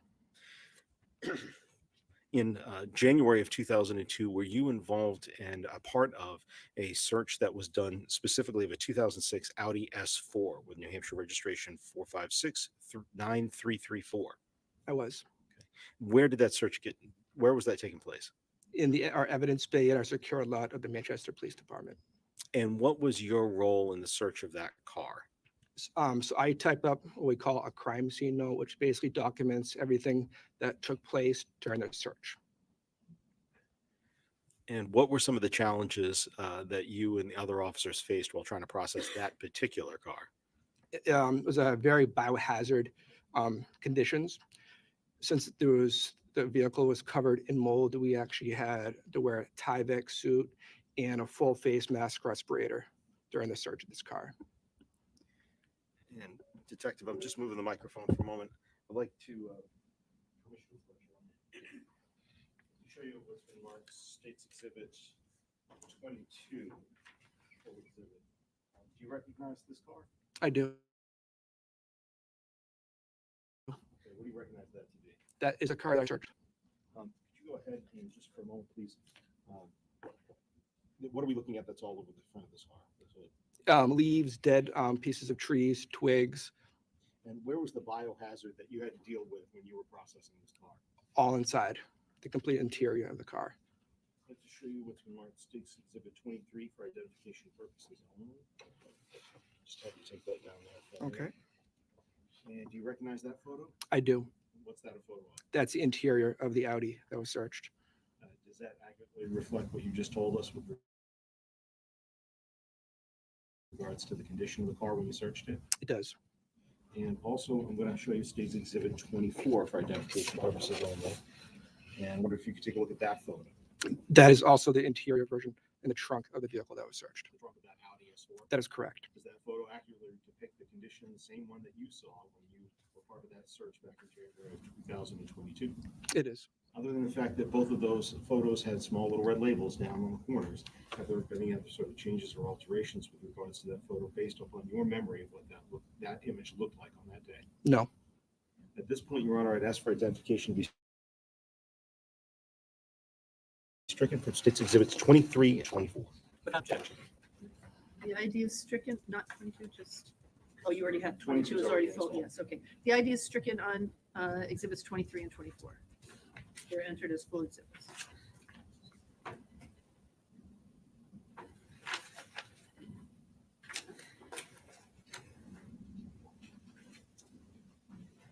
Sir, I'm going to go ahead and show you States and permission to hold, Your Honor. Yes. I'm going to show you States Exhibit 23, this particular one. Again, what part of the car is this? That is the interior front of the vehicle that was searched. Interior and front? Yes. You said that you had to wear Tyvek suits. With regards to the interior, what was the interior color supposed to be? It was a lighter color. The lighter color? Yes. Any particular color, like gray, like tan, I believe it was a creamish color. kind of a green color? So with regards to the color that we're seeing on the seats, what's that on the seats here? That is, I believe, is mold.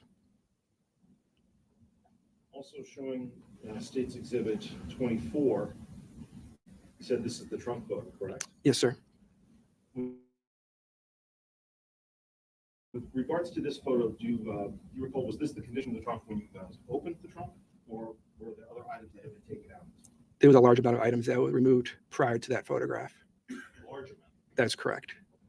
What kind of items are we talking about that you find inside this phone? It was a large array. It was a lot of household items, towels, clothes, masks, like COVID masks.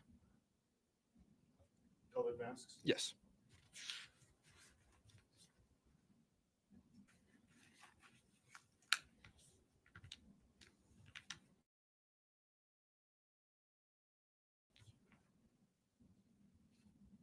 Nonetheless, did you and the other officers still try to process that vehicle? We did, yes. Okay. And how did you go about doing it with a vehicle that looked like that? All of our skin was covered up just because of the biohazard conditions of that car. We did a very slow search of the vehicle. We did it is we did seat by seat, so make sure we did not miss anything in the car itself. And from that, were there a number of items that were taken and placed into evidence that day, taken out of that car? Yes, there was.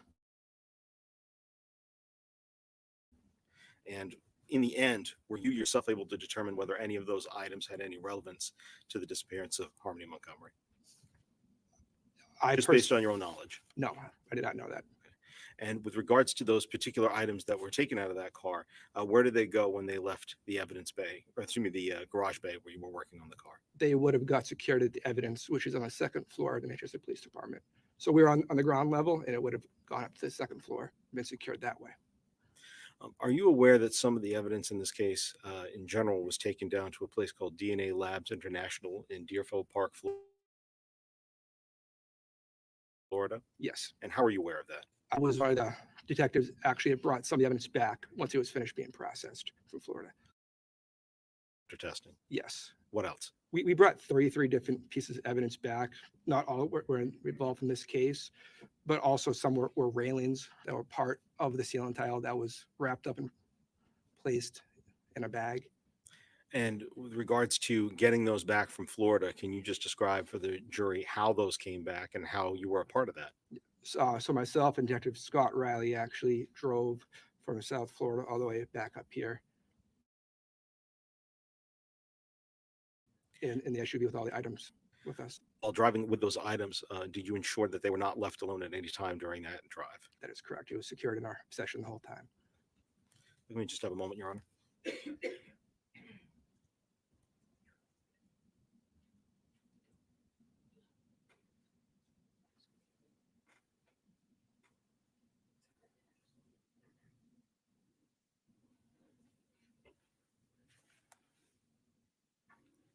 All right, Detective Heil, thank you very much for your time. I don't have any further questions for you. I believe defense counsel may have a few. All right, thank you. Thank you, sir. Good afternoon to you. Your name is Jamie Brooks. Good afternoon, sir. I just want to make sure I heard this right. So, June 29th of last year, you picked up some evidentiary items pertaining to this case from a DNA lab office in Florida, correct? That is correct. Did you also pick up items belonging to a separate case? There was multiple cases that we're picking up items for, yes. So when this kind of a trip is made, I'm taking it's not that often. It's kind of like one-stop shopping. You'll just pick up everything that's ready to be brought back. Yes.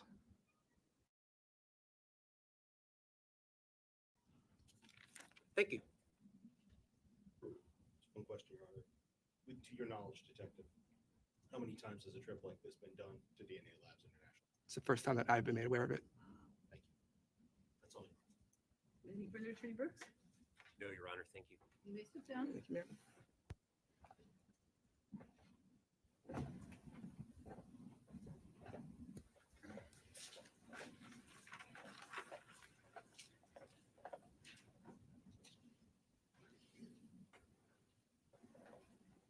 Your Honor, at this time, the state would call Christina Lubin to the stand.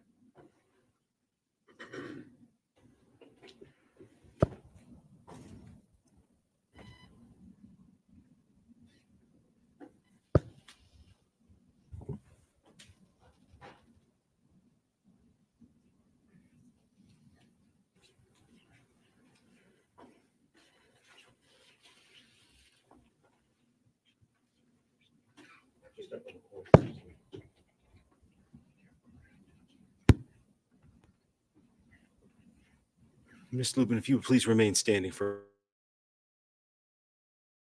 a moment, and please raise your right hand. Do you solemnly swear that the testimony you give this jury will be the truth, the whole truth, and nothing but the truth? So help you God. I do. Thank you. Please feel free to have a seat. Ms. Lubin, as we're being recorded here today, would you please go ahead, state your full name, and then spell both your first and your last name for the record? Christina Lubin, Christina Lubin. And Ms. Lubin, what town do you live in? Manchester, How long have you lived here? 24 years. And are you working right now? I'm self-employed. And what are some of the things that you do being self-employed? Doing flipping furniture and a hired-in server. And in addition to living here in Manchester, is your residence currently on Dubuque Street? Yes. And let me ask you, do you have a daughter?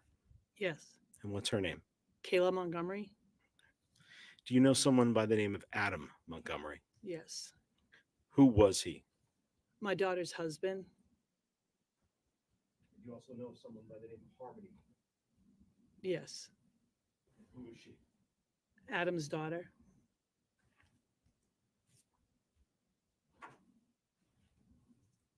Go ahead and show you State's Exhibit 1. You recognize this man? Yes, I do. Who is this?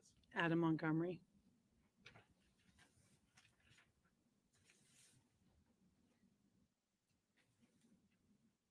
When did you first meet Harmony? It was shortly after Thanksgiving in 2019. So you only got to know her for a small time. One time, yes, One time. Where did you see her? at my house.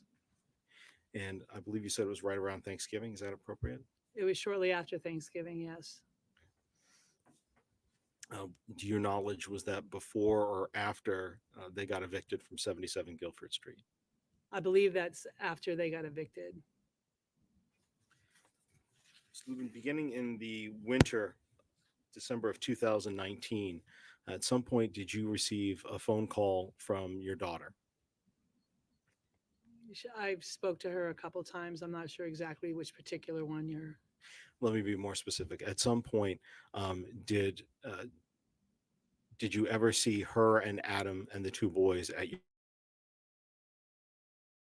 your house, but not with Harmony? Yes, And when did that occur? In December of 2019? that was it was before December. It was shortly after Thanksgiving because I had just put my tree up. And I don't remember the exact date. I just remember shutting off the overhead lights so that the kids could see the Christmas lights and the ornaments. And that's when you saw Harmony that That's time? when I saw Harmony. Later in the month, did they come back to stay with you? I'm sorry, for a longer period of time than just one afternoon? Yes. And when they came the second time, was Harmony still there?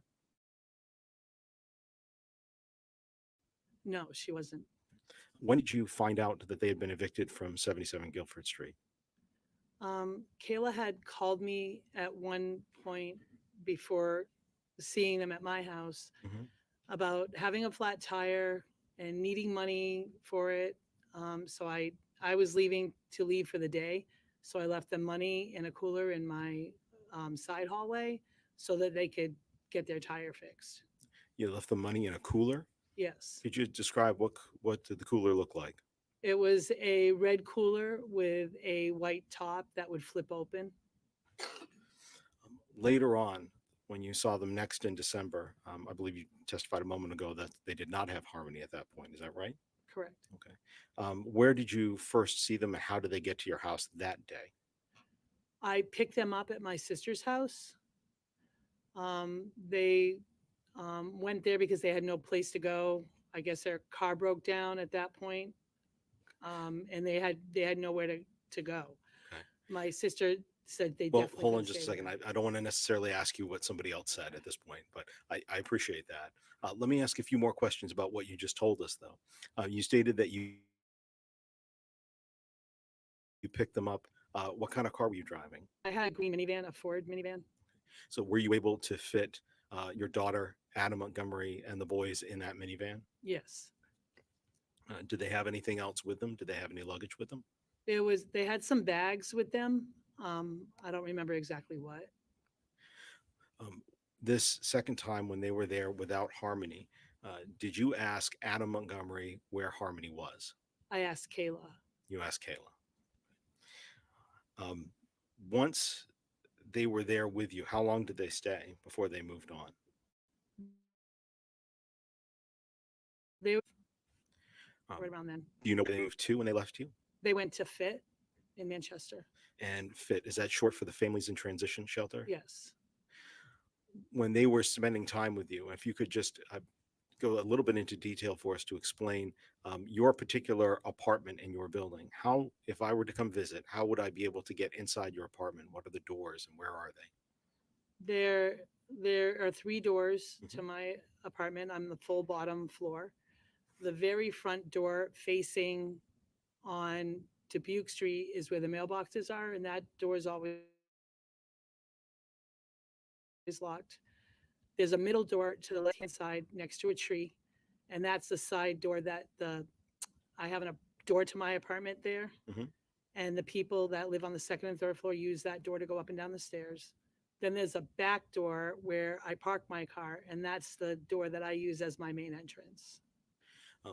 When you said before that you had left money for the family and you had left it in a cooler, where was that cooler located in relation to these 3 doors you just explained? The middle door that's next to the tree. That's next to the tree? Yeah. So that's the middle door, and you mean the tree outside, not a Christmas tree, I take it. Okay. Yes. That particular hallway, the door in and out of that hallway, is that, first of all, is that a hallway that's just yours, or is that a common hallway that other people can use to go up and down That's stairs? a common hallway. Common hallway.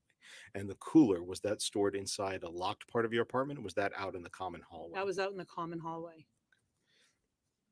When they stayed with you for those couple of weeks in December, what doorway did they come into your apartment? Did they go in from the back one that you described for yourself, or from that common hallway? They went through the common hallway. And did they have a car with them while you were there? Did you see that they owned a car at that point? In December, no, I didn't see a car. They didn't have a car. You stated that your apartment's on the ground floor. Is that a first floor, or is this like a basement apartment? No, it's the first floor. First floor. And that hallway, what else is in that common hallway besides your cooler that you stored there? There's a door that goes to the basement that's paddle locked. There's there's an entrance to my apartment that goes to my dining room.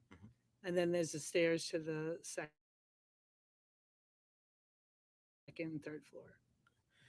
The door down to the basement, I believe, is that locked? Not Yes. Locked. That's the locked one.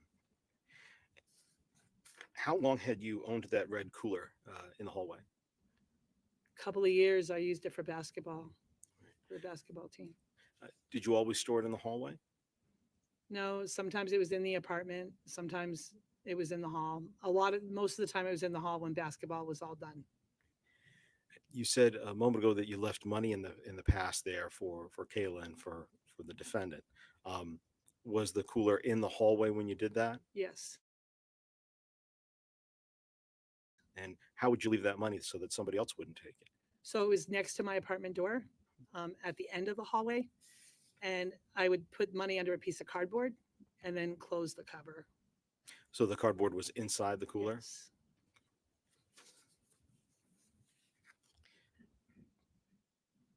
I'd like to show you what's been marked States Exhibits 28 and 29.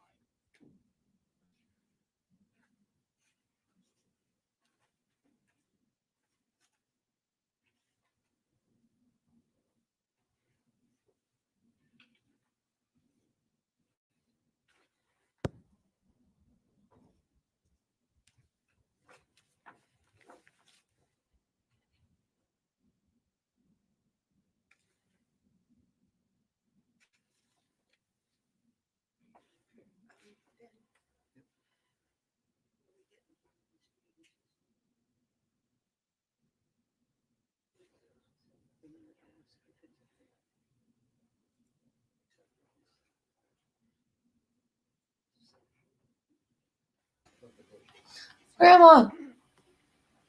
Let's go ahead and show you the Mark States Exhibit 28 for identification purposes only at this point in time. Do you recognize the object in that photo? Yes, And what is that object?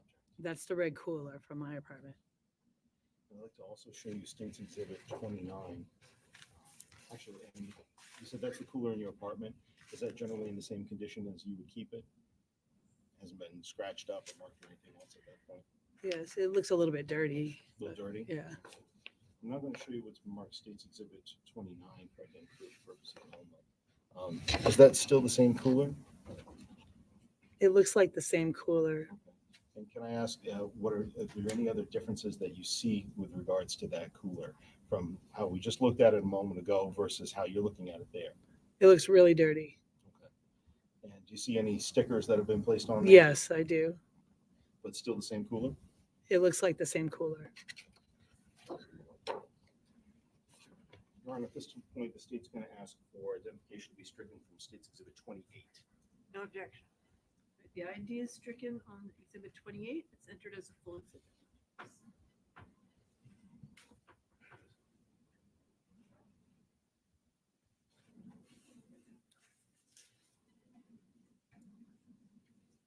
So that cooler that we just looked at, that was your cooler that was in the hall. It looks like my cooler, yes.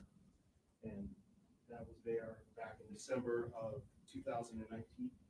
Yes.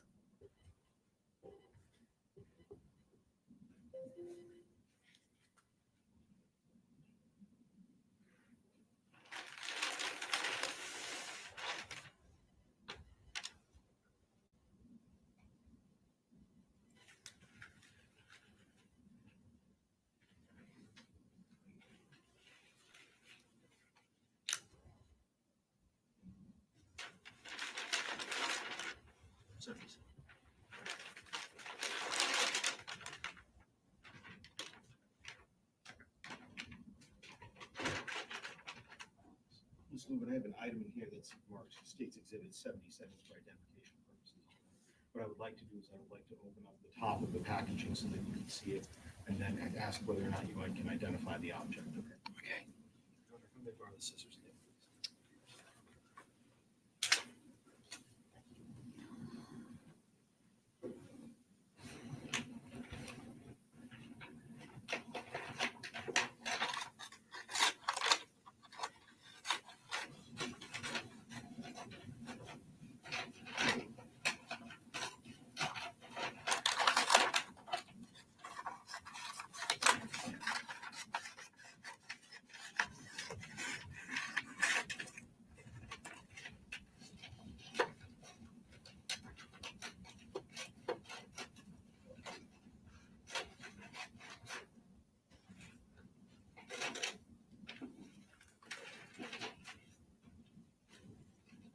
Lubin, can you if I could ask the witness just to step down for a minute to what's inside? Yes.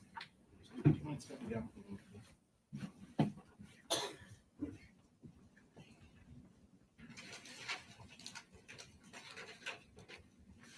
You can just look at this object in general. We're going to go ahead and open it. Other than the conditions it's in, can you see the color? Yes. The shape? Yes. The handle? Yes. Is this the same cooler? It looks like the same cooler. Looks like the same cooler to you. Yes. Thank you. Do you want to sit down?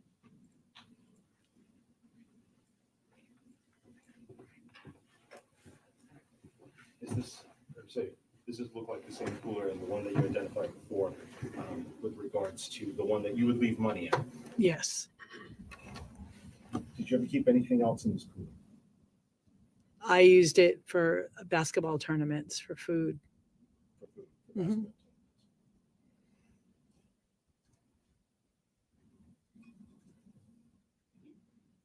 At some point, did police come to see you at your home to ask you questions about Tom's disappearance? Yes. And later on, did you agree and allow them to do a search of your home relative to that investigation? Yes. I don't remember them actually searching the home. But they were free to come in and do whatever they like. And let me ask you, did they take that cooler from you when you met with them on one occasion? Yes, Did they explain to you why that they took the cooler or no? not really any detail. They just needed it. Do you know why they took the cooler? I had a suspicion. What was your suspicion? I know they were looking for Speculation. I'll withdraw the question, Your Honor. Objection is sustained. Ms. Lubin, one thing I do want to make clear, other than the money and the food that you had before for basketball games, and other than the money that you left for Kayla, do you have any idea what else was kept inside this No. cooler? no.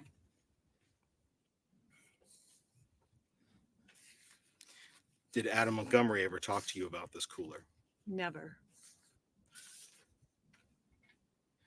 It's my understanding that you do some woodworking. Yes. What do you do? I upcycle and recycle pretty much any furniture I can get my hands on.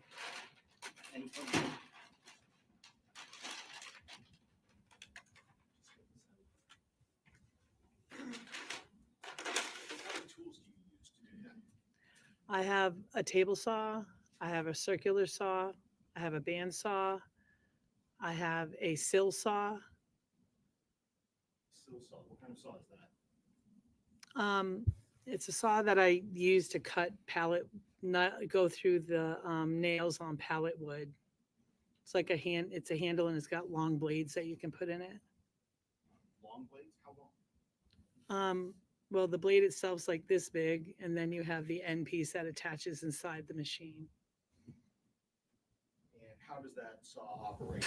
You said it's about yay big. Is it round or is it? No, it's like just a long blade about this thick, and it kind of vibrates back and forth as it. You hold your hands up to be what, maybe about an inch thick? Is that about right? Yeah, maybe almost an inch. Almost an inch.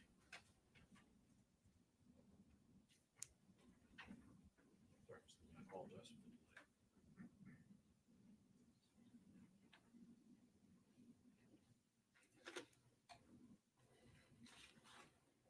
And if you describe just again, you've got I believe you said you've got a jigsaw. Do you have a miter saw or a chop saw? I do have a miter saw, yes. I'm going to go ahead and show you what's been marked Stakes Exhibit 63. Do you have a grinder? No, You don't own a grinder. no, I don't own a grinder. And how long have you been doing woodworking? About 6 years. 6 years or so? Mm-hmm. Fair to say you've got a lot of different tools for those jobs. Mm-hmm. Woodworking. Yes. And a grinder is not one. No. Let me just have a moment.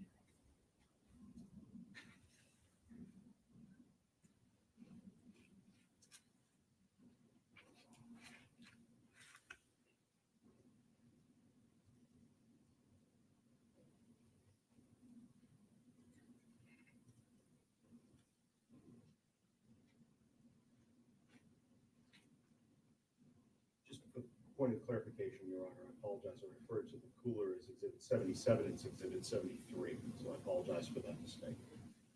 And that, I don't have any further questions for you. Thank you very much for your time. I believe defense counsel may have a few. Thank you. Good afternoon. I'm Caroline Smith, and I do have a few questions for you, and let's start with the tools, okay?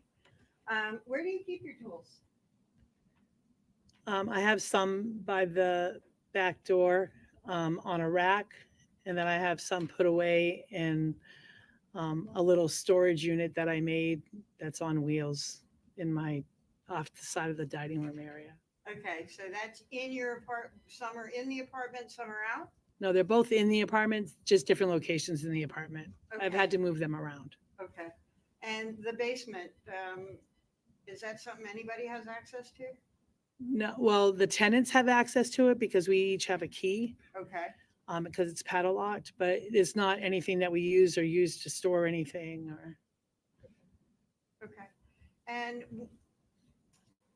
I said I'd get to the tools, so I'll get to the tools first. I'm going to show you what has been marked as Exhibit H. Okay. Do you recognize what kind of tool this is? That's a miter saw. And that's one of the tools that you have, right? Yes.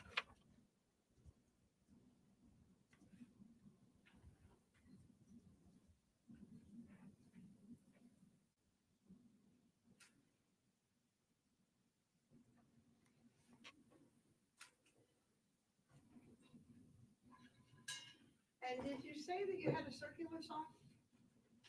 Yes. Okay, I'm gonna show you a copy of, I. Can you tell me what kind of tool is in this image? That is a circular saw. Okay, I'm gonna show the jury.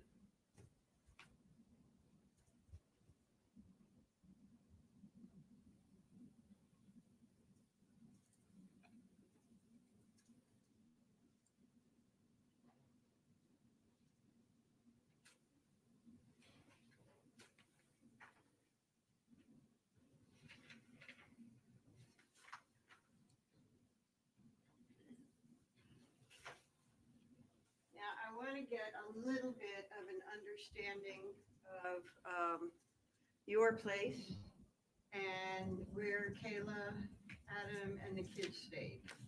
Were they in your apartment? Yes. Did you have an extra spare room for them?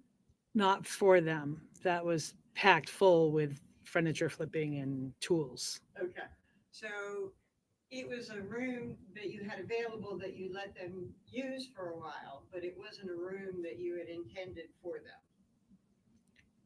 They didn't really use the room. They just put their items in there, their clothes in there, and they slept on the pull-out couch in the living room. Okay, all right, so all the kids are, and the family is all together. Mhm. Okay, so just to get a better idea, and the jury too, of your house, you're on the first floor. Yes. And if you're on Dubuque Street, if you look at the right side of the building, but facing Dubuque Street is a door. Yes. And then you've got a arched window beside that door. Yes. And then on the other side, there's a sidewalk that goes along the side. Yes. And I think that you said that there was a door in the middle of the building along that sidewalk. Yes. And then in the back of the building, there's another door. Yes. And you use the front door? No. You use the side door along the sidewalk? No. You use the back door? Yes. Okay, and that you park there? Yes. Okay, so you drive around back of the building, you park, and you can come in the back way. Yes. Do you have the whole downstairs? The whole floor. Yes. Okay, so any door that you go in, you can access your place. Yes. You don't necessarily, but you Right. can. So the middle door, where did you say that Adam and Kayla and the kids would go in? The middle door. The middle door along the sidewalk. Hmm. Okay, and the front door would be for tenants going upstairs or something? They would use the middle door. Okay, front door was for show? Front door, you go out and get your mail. Okay. Yeah. Okay. And now I want to talk about when you met Harmony. And you recall that visit, right? Yes. And you even recalled what she was wearing, right? No, I don't recall what she was wearing. Okay, I'm going to show you a copy of a report that I believe that you were given to review prior to your testimony. And do you remember meeting with the state about your prior testimony? Yes. And you reviewed the report that they asked you to review? I remember reviewing it. Yes. Okay, and you said that it was accurate? Yes. Okay. If I show you a copy of that report, will that help refresh your recollection of if at some point you remembered what she was wearing? Yes. It's been a chaotic couple of years, huh? Yes. Okay. Okay.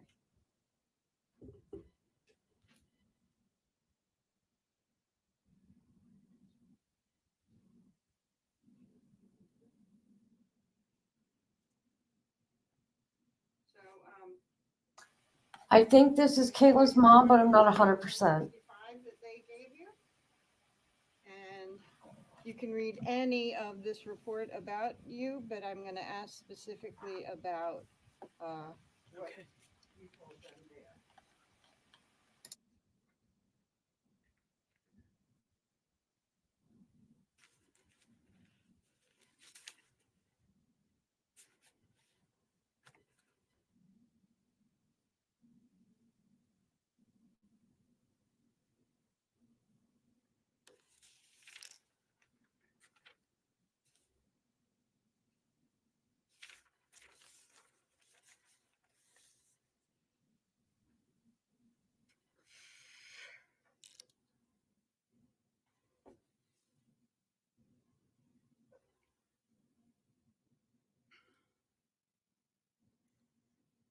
Okay, I just read that part. Okay. And do you recall that you remembered then that she was wearing a pink jacket? I don't really remember what she was wearing, like visually. I remember this. I remember everything else in there, but I don't really remember a fuzzy coat. And it Okay. doesn't say anything about pink. And pigtails? Yes, I remember the pigtails Okay. And glasses? and glasses. And you remember that because you were paying attention to her, right? She was next to me in the living room. Okay. So you were able to see her face, Yes, and she was adorable. yes. And you enjoyed meeting her and trying to get to know her.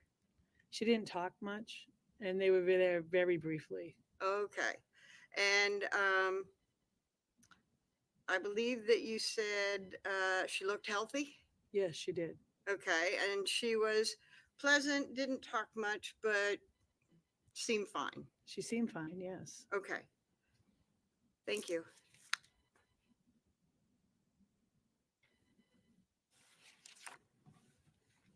No, I'm sorry, no further questions.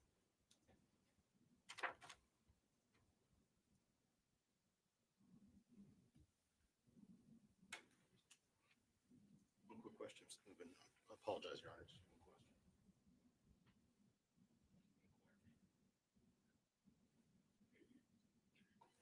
You showed a couple of saws by Attorney Smith a moment ago, and you looked at this. You said this is a grinder, Exhibit 63. So, I believe you said you did not own this. No, I do not have a grinder. So, haven't owned one in the past either. Never.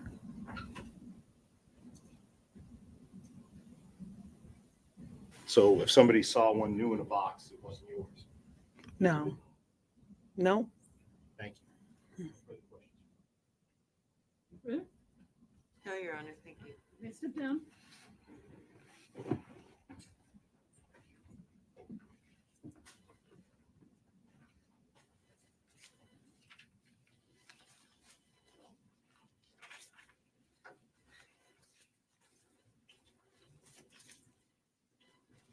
Just a brief moment, Your Honor. This won't be long.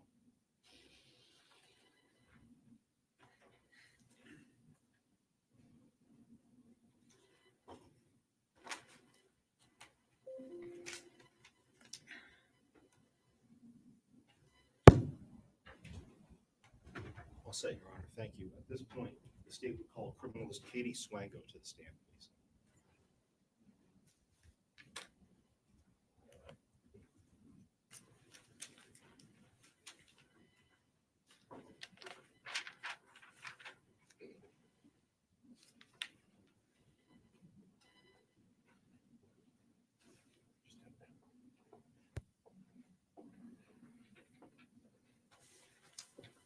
Sorry, Ms. Swango, for the courts. I apologize.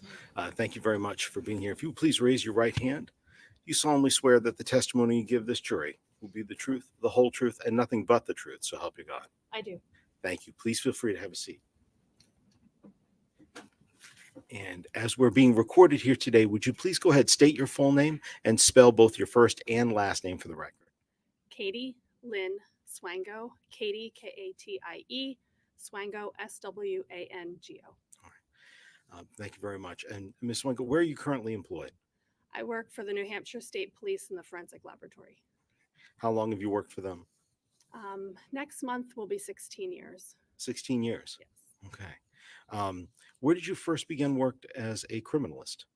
I worked at the California Department of Justice in Richmond, California in their laboratory. How long did you work out in California? Just over 6 years, I think it was 6 years and a couple months. 6 years and a couple months. Okay. What did you specialize in when you were working in California? So when I started there, I was actually working in their method development unit, but the whole lab that I worked in was all still forensic DNA. But I was in method development, which is just testing methods to see if you can do things faster, cheaper, better than whatever the caseworkers are doing then. And then I entered a training program to be an actual forensic DNA case analyst. When that was over, I was an analyst for about a year there before I moved to New Hampshire. And when you moved to New Hampshire, and I take it at that point, did you start working for New Hampshire State Police Forensic Laboratory? Was that your first job when moving into New Hampshire? Yes, I moved here specifically for the job. And what position did you start at for them? The same position I'm in right now, a criminalist too. So with regards to that, what unit do you work in inside the State Police Forensic Lab? Forensic biology. And could you just please, for a brief moment, explain to the jury what the different units are at the State Police Forensic Lab? Sure. So the lab has a lot of different services that we offer. So there's fingerprints, there's controlled drugs, there's toxicology, there's digital evidence. So there are many different sections, one of them being the forensic biology unit. And what sort of background do you have to have in training? First of all, let's talk about education, I guess. What kind of education do you have to work as a criminalist too, and to work in the forensic biology unit? So to work in the lab in general, you have to have a bachelor's of science degree. But to be in DNA specifically, to be an analyst in the US, to be a DNA analyst, you need to have specific classes on top of a Bachelor of Science degree. And the Bachelor of Science has to be in a science, chemistry, biology, forensic science, something like that. But the classes that you have to have specifically for DNA is you have to have microbiology or molecular biology, you have to have statistics, genetics, and biochemistry. So for your own educational degrees, I take it you obviously meet the bachelor's requirement, but what other degrees do you have? Right. I also have a PhD in human genetics. I'm sorry, in what? Human genetics. Okay. Sorry, I'm trying to stand close to the microphone myself. So if you could just scoot in a little bit close to the microphone, I appreciate that. And what are some of your current duties inside the unit? What do you do right now for them? So I am a DNA analyst for the casework. So that means that I will do DNA cases. I also work or am trained to work in another section of the forensic biology unit, which we call serology. That is identifying body fluids on evidence.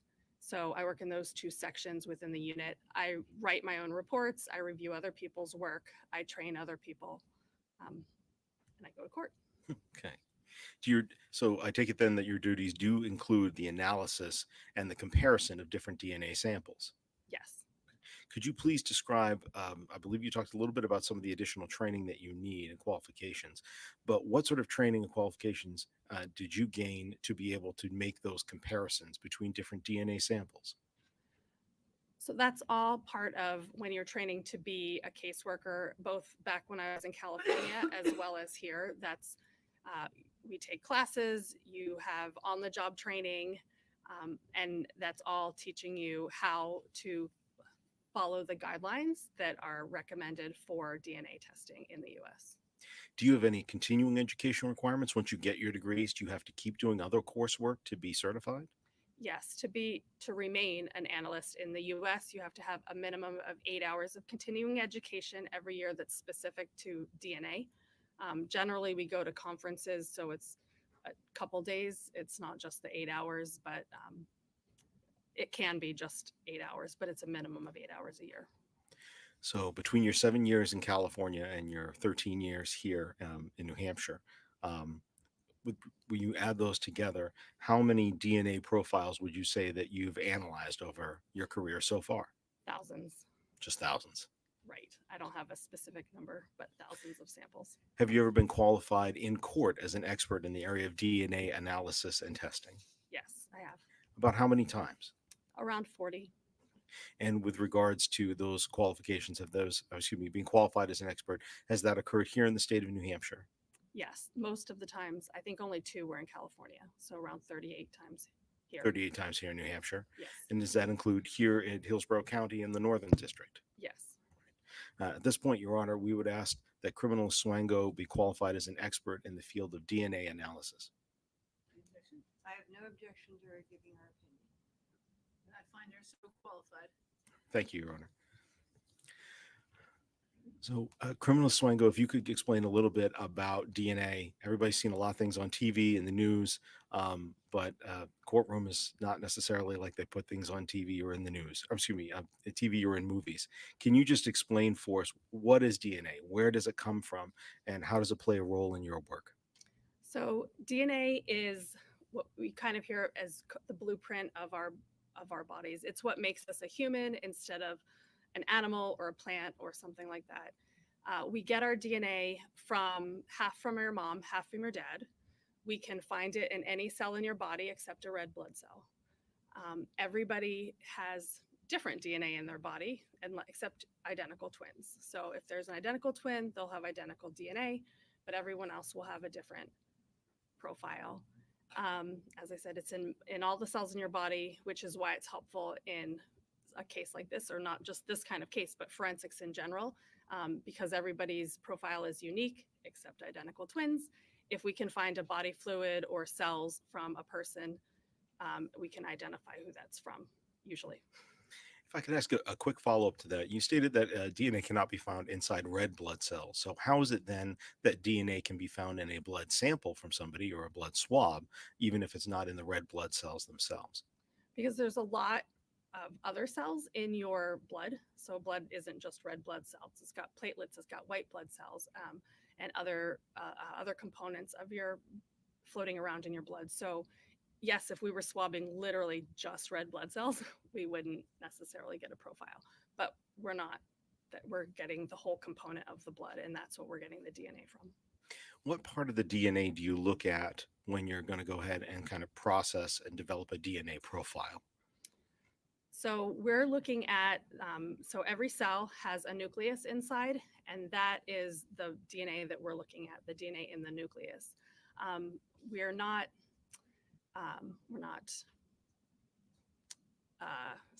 sequencing. We're not sequencing your DNA. We're not trying to get like all of your DNA. We're looking at certain regions of the DNA that scientists have found are not linked to any certain diseases or anything. So we can't look at the profile and know what someone looks like. We can't tell if they have some sort of medical history. We can't tell anything like that. These are just parts of the DNA that for some reason that we don't know, through time have developed such that they're different from person to person, but they don't have some sort of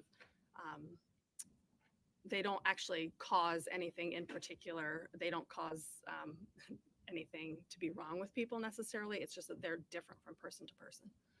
What's the purpose then of comparing DNA? I mean, how is it really used in forensic work? So we will get DNA from an item of evidence at a scene, and that's where we get one profile from. And then to know whose it is, we have to have known samples from people that they think might be players in the scene. And we would take the profile from each person. We would look at them side by side, and you can just look down in like a tabular format at the profiles to tell if they match or if they're similar and could be from the same person. And then we have to tell them how strong of a match that is, or how close those profiles could be. And so we do a statistic to provide that information as well. So, and I want to make sure I'm getting it right. So you can develop a profile of an individual, either something that's not known. So, for example, a part of DNA that's found in a location, maybe on a podium, and then compare that to a known profile of somebody from a known sample. How do you get those known samples? They have to be submitted by the police department. Okay. If you were to take a known sample from me right now, what are some of the different ways that you could do that? The way that is easiest and what usually we do is we take what's called a buccal swab. So it's just a long swab on a stick. So it's kind of like a Q-tip, but whereas a Q-tip is double-ended, it's just got one end that's cotton and it's got a long stick, maybe about 6 inches long. We would swab the inside of your mouth or give it to you to swab the inside of your mouth. And that's what we would collect, and it's called a buccal swab. Could you also be able to develop a profile from somebody's blood if you know whose blood it is? Absolutely. That used to be what people did, is we would have, but you'd have to have a phlebotomist, and it's a lot more invasive. for a person, so it's just easier to get the buccal swabs. But we could get it from any body fluid if they know it's from a certain person because they can see it being collected from that person. We could use it. It's just the buccal swab is easiest. As long as it has cells from a person, I take it. Yes. Did you conduct any DNA analysis in this case, either of something where you didn't know who it was from at the beginning, or whether it was a known profile, you knew who provided the sample? I did. And what known DNA samples did you have for this case? What are the knowns that you were working with? I had 2 known samples. I believe they were both buccal swabs. One was from Adam Montgomery and one was from Crystal Sorey. So one from an Adam Montgomery and one from Crystal Sorey. Yes. Did you obtain a profile for Miss Sorey from the known swab that you had? Yes. And did you obtain a profile for Adam Montgomery from the swab that you had? Yes. Were you, from looking at those two, you now had 2 fully known profiles. So if I were to put these 2 side by side, I take it they would not look similar to one another. No, they wouldn't, because as we said, everybody is going to have a different profile. How many pieces of evidence did you then compare to the known profiles that you had for Crystal Sorey and for Adam Montgomery? I would have to check my reports. I don't think I ended up with that. I had at least one, but I don't know if I had more than one. I don't believe I had more than one to compare with either of them.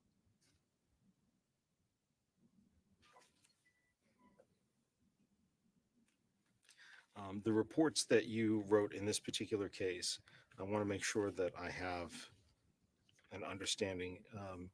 Did you do a report on January 19th of 2022, February 21st of 2020, excuse me, January 29th of 2022? Apologize, let me get these in order. January 1st of 2022, February 1st of 2022, February 21st of 2023, and June 29th of 2022. Those. Better I know yet. I wrote several reports. I would have to see them to know if those are the correct dates. And so, if I may approach, Your Honor.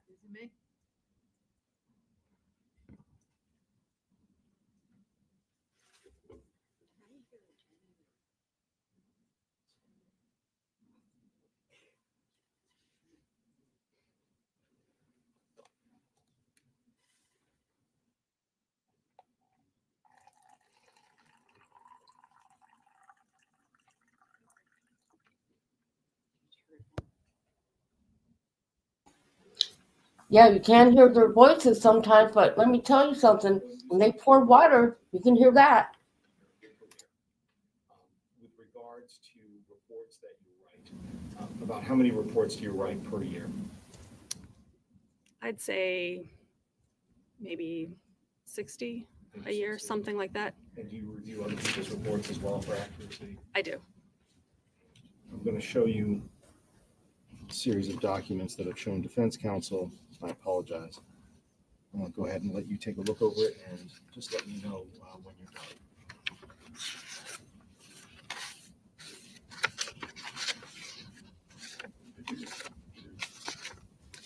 Yes, they all look like my reports, and that from looking at the items, that looks like the right number of reports as well. With regards to those items, I'm going to have you hold on to those just for right now. Feel free to turn them upside down if you would, and to refresh your recollection with regards to specifics on this case. Just let us know. Okay. We'll be able to do that either myself or defense counsel. Okay. Specifically, one of the things that I would like to ask you is with regards to the number of, you had these 2 known profiles, one for Crystal Sorey, one for Adam Montgomery, but the number of different things that you compared those to, your unknowns, if you were. I'm wondering if you could tell us how many different swabs or cuttings or items that you compared your 2 knowns to. As I said, I know that there was one item that I compared them both to and was able to provide statistics. Okay. I did not actually get comparable profiles for most of the other items that I tested. And let's talk about that. When you say comparable profiles for the other items that you tested, from those other items, what were their test results?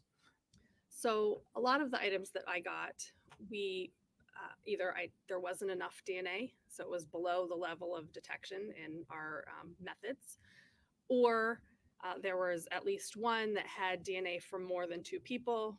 We don't have methods in our lab to look at mixtures of more than 2 people, so that was something again that I couldn't compare to anyone. And sometimes there's DNA there, it's detected, but there's not enough that would so for us to make a comparison, the profile has to be of a certain quality. And so we would get the profile, we would look at it, we would do a statistic on the profile to see how rare or common it would be in the population. If it doesn't meet a certain threshold, we say that it just isn't able to be compared. It's too little DNA to compare to anybody. And so that's what happened with most of the samples that I tested in this case, unfortunately. So if I'm understanding that clearly, so most of the samples that you did test, there just either wasn't enough there or it didn't meet enough thresholds that you can definitively say, haha, I've got a DNA profile here. Correct. That's following our protocols in the laboratory. That's how most of them panned out in this case, yes. And what to generate those profiles, even in the one item that you said that you could, or the ones that you couldn't, what are the 4 steps that you go through to basically get and try to create a DNA profile from a swab or from an item? Okay. So I'm not, and we don't create them. Creating makes it sound like I we're making apologize. them. To be able to see if there's sufficient information there to generate a profile, not generate, excuse me. I want to make sure I'm using your language. You tell us the right words to say. So the first step that we have is we're going to take our item of evidence and cut a piece into a tube, and we're going to put some buffers and chemicals in there, and we're going to try to break apart the cells. And the purpose of that is to get the DNA out of the cell, because we can't do anything with it if it's still within the cells. And that step is called extraction. We're extracting the DNA, just like you would extract juice or anything else that you would have an extract. So we're going to extract the DNA out of the cells. Then once you have the DNA, we need to figure out how much we have, because we've, through validations, looked at our methods, and we know how much DNA is ideal for downstream. So if we have too much DNA, our equipment isn't going to work properly. If we don't have enough DNA, it's not going to give an ideal profile. We might not get any profile. So we need to know about how much DNA we have so that we can decide if we have to dilute it before we go on, because we don't want to have too much that it doesn't work. And of course, if we have methods online, or depending upon how we do our extraction, if we need to concentrate a sample, and if that's possible. So our next step then is figuring out how much DNA we have, and that is called quantitation. We're figuring out the quantity, so quantitation. The next step is amplification. So that's where we're going to make lots of copies of the pieces of DNA that we're interested in. Again, I said we're not sequencing your whole genome. We're just taking specific locations of the DNA. As I said, these ones that scientists have found are different from person to person, but they don't cause any sort of diseases, or they can't tell if you wear glasses or not, or anything like that. So we're just going to make copies of these specific pieces of DNA, and that's called amplification. We're amplifying it, making more of it. The next step is when we run it on our instrument, which is called a genetic analyzer. So we would take our DNA, we put it on the genetic analyzer, the samples run through it, and the data is collected by a laser, and it's just colored light is what the instrument sees. It sees colored light coming off at different times. But if I just look at that data, it's just colored light at different times, and a human can't really make anything out of it. So of course we need a computer software that can take that information and make it something that we can use in some way. The way that it does that is what it comes off of, something that I would see is you kind of say it looks kind of like a graph with a bunch of hills and peaks and valleys, and we call that an electropharogram. And that is what we would look at to determine a DNA profile, because the software is going to compare the peaks and valleys and the different colors with knowns that come from the company to tell us if you see a blue peak at this time, at this size, this is going to be this.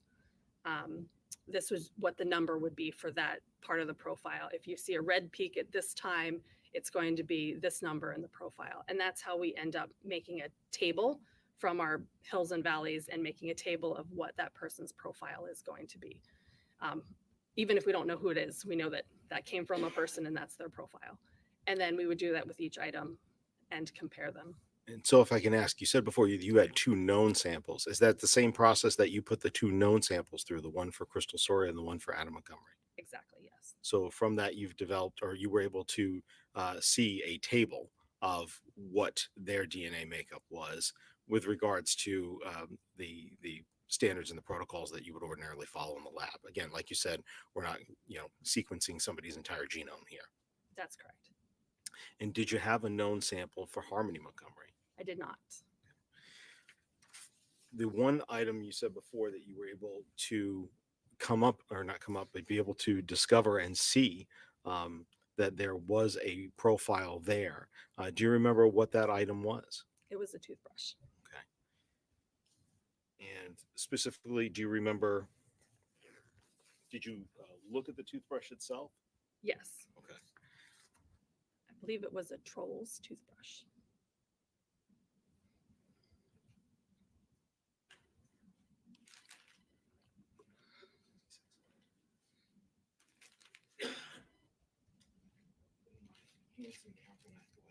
Open this up and show you what's been marked States Exhibit 66. Do you recognize that?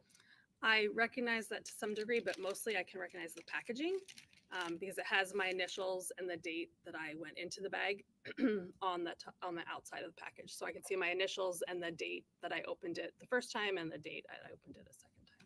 So is this the Trolls toothbrush that you have? It is. When you put this sample, how did you collect the sample from the toothbrush? I just cut some of the bristles off into my tube. And from that, did you put it through the same sequence that you just described for us? I did. And with regards to that particular profile that you were able to see from that toothbrush, what were you able to conclude after you were looking at that profile in comparison with your 2 known profiles of Crystal Soria and Adam Montgomery? So remember we said half your DNA is from mom and half is from dad. So I could look at that profile as compared to both Crystal's and Adam's, and I could tell what part came from Crystal and what part came from Adam, and everything lined up perfectly as if that could have been from a child made by those 2 people. And specifically with regards to the child, could you tell what the gender of the child would be? It was female.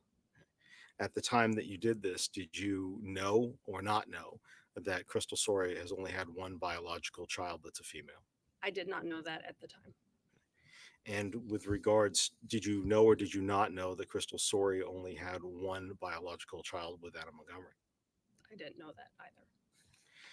With regards to making this comparison and being able to look at this, you stated before that you're able to come up with a probability or a certainty, or what's the right term to use?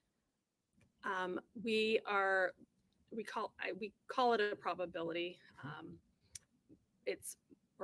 We would say the words are, it's more likely. It's however times more likely that it came from 2 people than as if it didn't come from those and it came from a random person.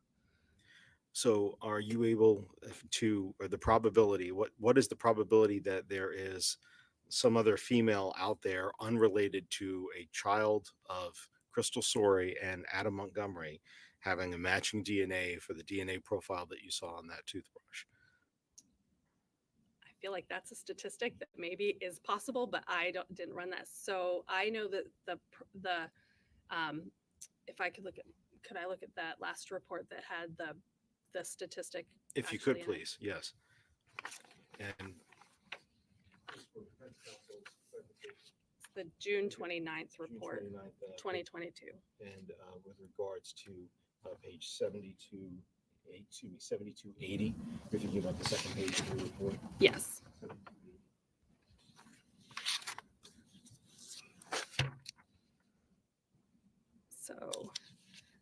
the statistic, once I looked at the profile of the toothbrush and compared it with both Crystal and Adam, the statistic was that it was at least 100 sextillion. So that's a lot of zeros. I think 21, 18, sound 21, about right? something like that. I would have to write that down. More likely to see these genetic results if the profile of the toothbrush was a biological child of Adam Montgomery and Crystal Sorey than if it was two unrelated people. So it's that much more likely that it's from a biological child of Adam Montgomery and Crystal Sorey than some random people. And that's 100 sextillion. Yes. So practically speaking, from looking at this, without being able to say, of course, that this is in fact Harmony Montgomery's profile, it's 100 sextillion more likely her profile than anybody else. Right. If they have one child or one female child, then that would be my next step in saying that makes sense, right? If they had one female If child. they had one female child, Right. yes. Which you didn't know at the time that you did this testing, right? Correct. Your Honor, if we can approach.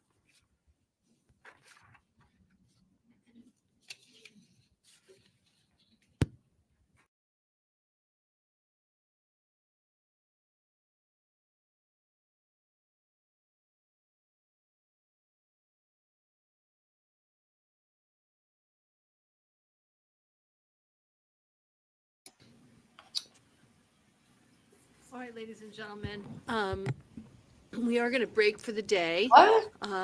We'll resume tomorrow morning at 9 a.m. So please be here at 8:45. I'm just going to ask you, ma'am, to stay seated. I remind you, don't discuss the case with each other or with anybody else. Don't do any independent research. Don't look up any law or terms that you've heard. Don't do any scientific research.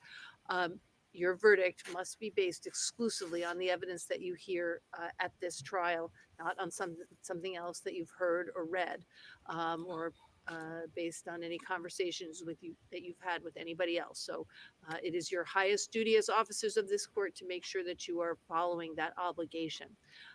Please come back tomorrow morning at 8:45 for a 9 a.m. start. Thank you very much for your time and attention today, ladies and gentlemen. Please all rise for the jurors.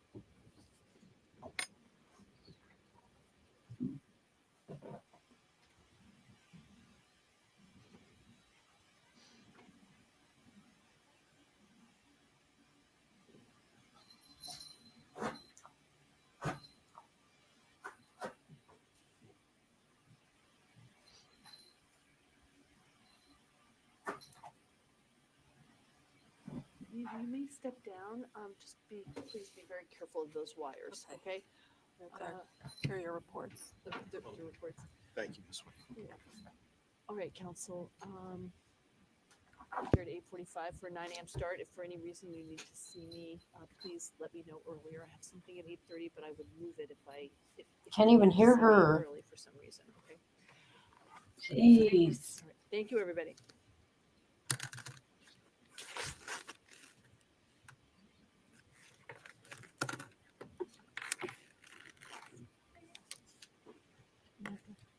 Naka.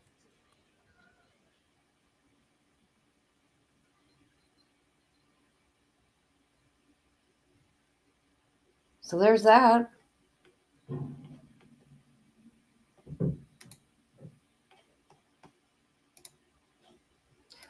He's in the middle of questioning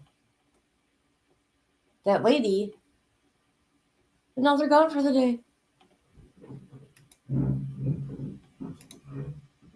Unreal.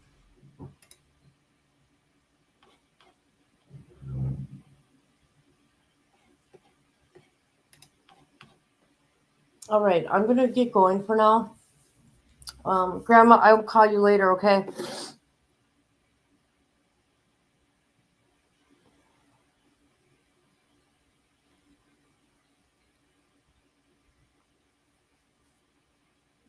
And I want to thank everybody who was here.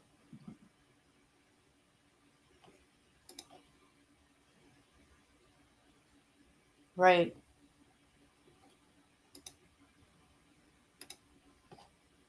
right, guys. Love ya. See you tonight later.